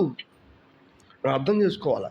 ప్రభువా మీరు మమ్మల్ని దేవదూతలుగా చేశారయ్యా, సో మేము అట్లా ఉండగలం, మేము అటువంటి విశ్వాసాన్ని ప్రాక్టీస్ చేయగలం. ఇది మన జీవితంలో ఉన్నటువంటి విషయం. మనకు అర్థం అవ్వాలి. స్వాభావిక జీవితాన్ని దాటి వెళ్ళగలిగే ఆ సామాన్యమైన విశ్వాసం. నిజమే, విశ్వాసులకి ఇంత లోతైన మాట్లాడకూడదు అనే పదం చెప్తారు చాలామంది. నిజమే, కానీ విశ్వాసులకి దేవుడు హైట్ చేశాడా? హైట్ చేయలేదే. విశ్వాసులైన సేవకులైన అందరూ ఒకటే. అక్కడ ఎవరు దాన్ని విని తన జీవితాన్ని కార్యసాధకం చేసుకుంటారో వాళ్ళకి అది సర్వసామాన్యం. మనకు అది అర్థం అవ్వాలి. చాలాసార్లు మనం భౌతికమైన కొన్ని విషయాలను చూసి సంతోషపడేటప్పుడు దాని వెనకాల బాధ ఉంటుంది. ఏంటో తెలుసా? పరలోకానికి తగినట్టుగా ఎక్కిపోలేకపోతుంది ఏంటి నా ఆత్మ అని చెప్పి బాధపడతాం. నో, నీ జీవితాన్ని ప్రభువుకి అప్పచెప్పేటప్పుడు పరలోకపు సంగతులు అన్నీ మన జీవితంలో అనుభవించేలాగా మనం అప్పచెప్పుకుంటూ ఉంటుంటే భౌతికమైన సంగతులు పేర్చి వస్తాయి. యాక్చువల్గా అవి ఉన్నా ఒకటే, ఉంటే వాడుకుంటాం, లేకపోతే మరి ఎక్కువ విశ్వాసాన్ని ప్రాక్టీస్ చేస్తాం. ఇది అసలు విషయం. కాబట్టి దిగులు లేనటువంటి క్రైస్తవ జీవితాన్ని దేవుడు మనకి ఇచ్చాడు. మనం అప్పచెప్పుకున్నాం. సర్దుకెళ్ళే ఉన్నది. ఒకసారి మనం తిరిగేద్దాం. 22వ అధ్యాయం మొదటి విషయంలో పరలోక రాజ్యము తన పెళ్లి కుమారుడికి విందు చేసినటువంటి ఒక రాజుని పోలి ఉంది. ఆయన చాలామందికి పిలిచాడు, ఆహ్వానించాడు ఆ పెళ్లికి రమ్మని. ఆయన కోవిడ్ దూడనిచ్చాడు, అక్కడ ఉన్నటువంటి ఎద్దుని కూడా వధించాడు. దాని అర్థం ఏంటంటే ఆయన ఎంతో విస్తృతమైనటువంటి తన ప్రేమని, తన రిచెస్ని ఆ ప్రజలకు ఇవ్వాలనుకున్నారు. కానీ వాళ్ళు పిలువబడిన వాళ్ళు ఆయన దగ్గరికి రాలేదు. కొంతమంది వర్తకానికి వెళ్ళారు, కొంతమంది వ్యవసాయం చేసుకోవడం పొలానికి వెళ్ళిపోయారు. దాని అర్థం ఏంటంటే భౌతిక విషయాల్లో ఇరుక్కుపోయారు యాక్చువల్గా. సో అందుకని ఈయన కోపం వచ్చి ఏం చేశాడంటే దండ్లను పంపి వాళ్ళకు ఉన్న వాళ్ళందరినీ కూడా సంహరించమని చెప్పాడు యాక్చువల్గా. ఎందుకంటే ఆ ప్రజల్లో ఈయన పంపిన సేవకుల్లో చాలామందిని అవమానించారు, నిందించారు, కొంతమందిని చంపేశారు యాక్చువల్గా. అందుకని ఈయన దండ్లను పంపి వాళ్ళని హతమార్చి వాళ్ళ పట్టణాన్ని తగలబెట్టించారు. నిజానికి ఆయన విందుకు రానోళ్ళు ఎవరంటే యూదులు. యాక్చువల్గా అక్కడ ఒక పెద్ద మాట ఉంటుంది, చెప్పడం నేను దాటిపోయా. అపోస్తుల కార్యం 2వ అధ్యాయంలో పెద్ద ఉద్యమం వచ్చింది కదా. అపోస్తుల కార్యం 2వ అధ్యాయం ఎంతమంది రక్షించబడ్డారు ఒకసారి? 3,000 మంది. కానీ ఆ సిటీలో ఆ రోజు ఎంతమంది ఉన్నారు తెలుసా? 30 లక్షల మంది ఉన్నారు. ఎంతమంది తెలుసా? 30 లక్షల మధ్యలో 3,000 మంది పెద్ద అమౌంటా? 30 లక్షల మందిలో 3,000 మంది. చాలాసార్లు ఆ ఉద్యమం దేవుడు చూసినట్టు మనం చూడం. యాక్చువల్గా మనలో 10 మంది దేవుడు నమ్ముకుంటే చాలు. కానీ నిజానికి ఎన్నికబడిలో ఉన్న వాళ్ళు ఎంతమంది? ఇట్లా ఆలోచిస్తూ పాడు చాలాసార్లు కదా. కాబట్టి మనం అర్థం చేసుకోగలగాల ఎంతమంది దానికి రెస్పాండ్ అవుతున్నారు అనే విషయంలో. సో సంగతి అంతా ఒకటే, వీళ్ళంతా ప్రభుకి సెకండరీ ఇచ్చారు. సో అందుకని ప్రభు వాళ్ళని పూర్తిగా ఈ క్రీస్తు శకం 70వ సంవత్సరంలో టైటస్ అనే వ్యక్తిని పంపి తన యొక్క పట్టణాన్ని తగలబెట్టేలా చేశాడు. దేవుడు తన యొక్క ప్రాఫెసీ నెరవేర్చాడు. అటు తర్వాత ఆయన వీధి మొదల్లోకి వెళ్ళు, లేదా అక్కడ వీధిలో నిలబడిన వాళ్ళందరూ పిలుచుకురా అని చెప్పి తన సేవకులను పిలిచినప్పుడు అన్యుల దగ్గరికి ఆయన సేవకులు వచ్చారు. ఆయన దేవుడి యొక్క సేవకులు వాళ్ళు మనందరికీ దేవుడి యొక్క వాక్యాన్ని చెప్పి తిరిగి ఆయనకు విందుకు తీసుకెళ్ళినప్పుడు ఒక వ్యక్తి ఆ విందులో అతనికి ఏం లేదంటే పెళ్లి వస్త్రం లేదు. పెళ్లి వస్త్రం అనేది ఎటువంటి సందేహం లేకుండా నీతి వస్త్రానికి మార్చబడింది. ఏదైతే ప్రభు మీద ఆధారపడడం వల్ల వచ్చే నీతి వస్త్రాన్ని అతను ఒప్పుకోలేదు. ఎందుకంటే తన సొంత జీవితాన్ని, తన సొంత స్వయాన్ని కేంద్రంగా చేసుకొని దైవికమైన అర్హతని ఇంతకుముందు వాళ్ళు ఎలా తృణీకరించారు, ఇతను కూడా అట్లాగే తృణీకరించారు. అంటే అన్యుల్లో కూడా పిలువబడిన వాళ్ళు చాలామంది ఉంటారు, కానీ ఏర్పరచబడిన వాళ్ళు కొంతమందే ఉంటారు. ఈ విషయాన్ని మనం అర్థం చేసుకున్నాం. సెకండ్ ఆస్పెక్ట్కి వచ్చేసరికి ఇక్కడ పరిచయాలు కొంతమంది వచ్చి ఆయన ఏం చేశారంటే మాటలు తప్పుకొని పెట్టాలని చూశారు. అందుకని చెప్పి ఆయన అడిగారు ఏంటంటే కైసరికి పన్నివ్వడం న్యాయమా అన్యాయం అని మాట్లాడితే ప్రభు వారి యొక్క దుర్బుద్ధిని లేదా వారికి ఉన్నటువంటి వేషధారని ఎరిగి ఒక దేనారం నాకు చూపించండి, ఒక రూక చూపించమంటే దేనారం చీరాళ్ళు, దేనారంలో ఉన్న పై రూపము దాని వ్రాత ఎవరిదంటే కైసరిది కాబట్టి కైసరికి ఇవ్వండి, దేవుడిది దేవుడికి. ఇక్కడ మనం అర్థం చేసుకోవాల్సింది దేవుడికి ఇవ్వడం మనం అర్థం చేసుకోవాలి. దైవికమైనటువంటి ఆ విషయాల్లో మొదటి స్థానాన్ని ప్రభుకి ఇవ్వగలగడం అనేది ఇందులో మనం నేర్చుకున్న విషయం అయితే అది. థర్డ్ విషయంలో మనం అర్థం చేసుకున్నది ఏంటంటే వాస్తవానికి అక్కడ ఉన్న సంగతి సద్దుకాయలు వచ్చి పునరుద్ధానం లేదని చెప్పేవాళ్ళు వచ్చి ఆయన ఒక చిన్న ఎగ్జాంపుల్ చెప్పారు. ఏంటంటే మోషే గారి ధర్మశాస్త్రంలో ఒక ఆమెను పెళ్లి చేసుకున్నాడు, పిల్లలు లేరు. అటు తర్వాత తన తమ్ముడు పెళ్లి చేసుకున్నారు. ఇట్లా 7 పెళ్లి చేసుకున్న తర్వాత ఎవరికి పిల్లలు లేరు. పునరుద్ధానం ముందు ఎవరికి భార్య భర్త అవుతారని అడిగినప్పుడు ప్రభువే ఉన్నాడు. ఆయన మీరు లేఖనాన్నైనా లేఖనంలో దేవుడి యొక్క శక్తినైనా ఎరగక పొరపడుతున్నారు. ఆయన చెప్పినప్పుడు అనేకులు చనిపోయినా అందరికీ దేవుడు నేను చెప్పుకోలేదు, కానీ అబ్రహాము దేవుడను, ఇస్సాకు దేవుడను, యాకోబు దేవుడని చెప్పాడు. ఎందుకంటే వీళ్ళు తిరిగి లెగుస్తారు. లేచినప్పుడు జీవానికి కావాల్సిన నిత్య జీవానికి కావాల్సిన తిరిగి లేకడం అది పునరుద్ధానం. వీళ్ళకి మాత్రమే ఆయన దేవుడు, అందరికీ దేవుడు ఆయన కాదు. అందరికీ ఎవరైనా అంటే జడ్జ్ అవుతాడు, న్యాయం తీర్చే తీర్పరు అవుతాడు. సో మనం కూడా దైవికమైన లేఖనాల విషయంలో దాని శక్తిని మనం ఎరగలిగేలా మన దేవుడికి అప్పచెప్పుకోవాలి. ఈ 3 విషయాల గురించి మాత్రమే మనం చూసుకున్నాం. రైట్, ప్రార్థన చేద్దాం.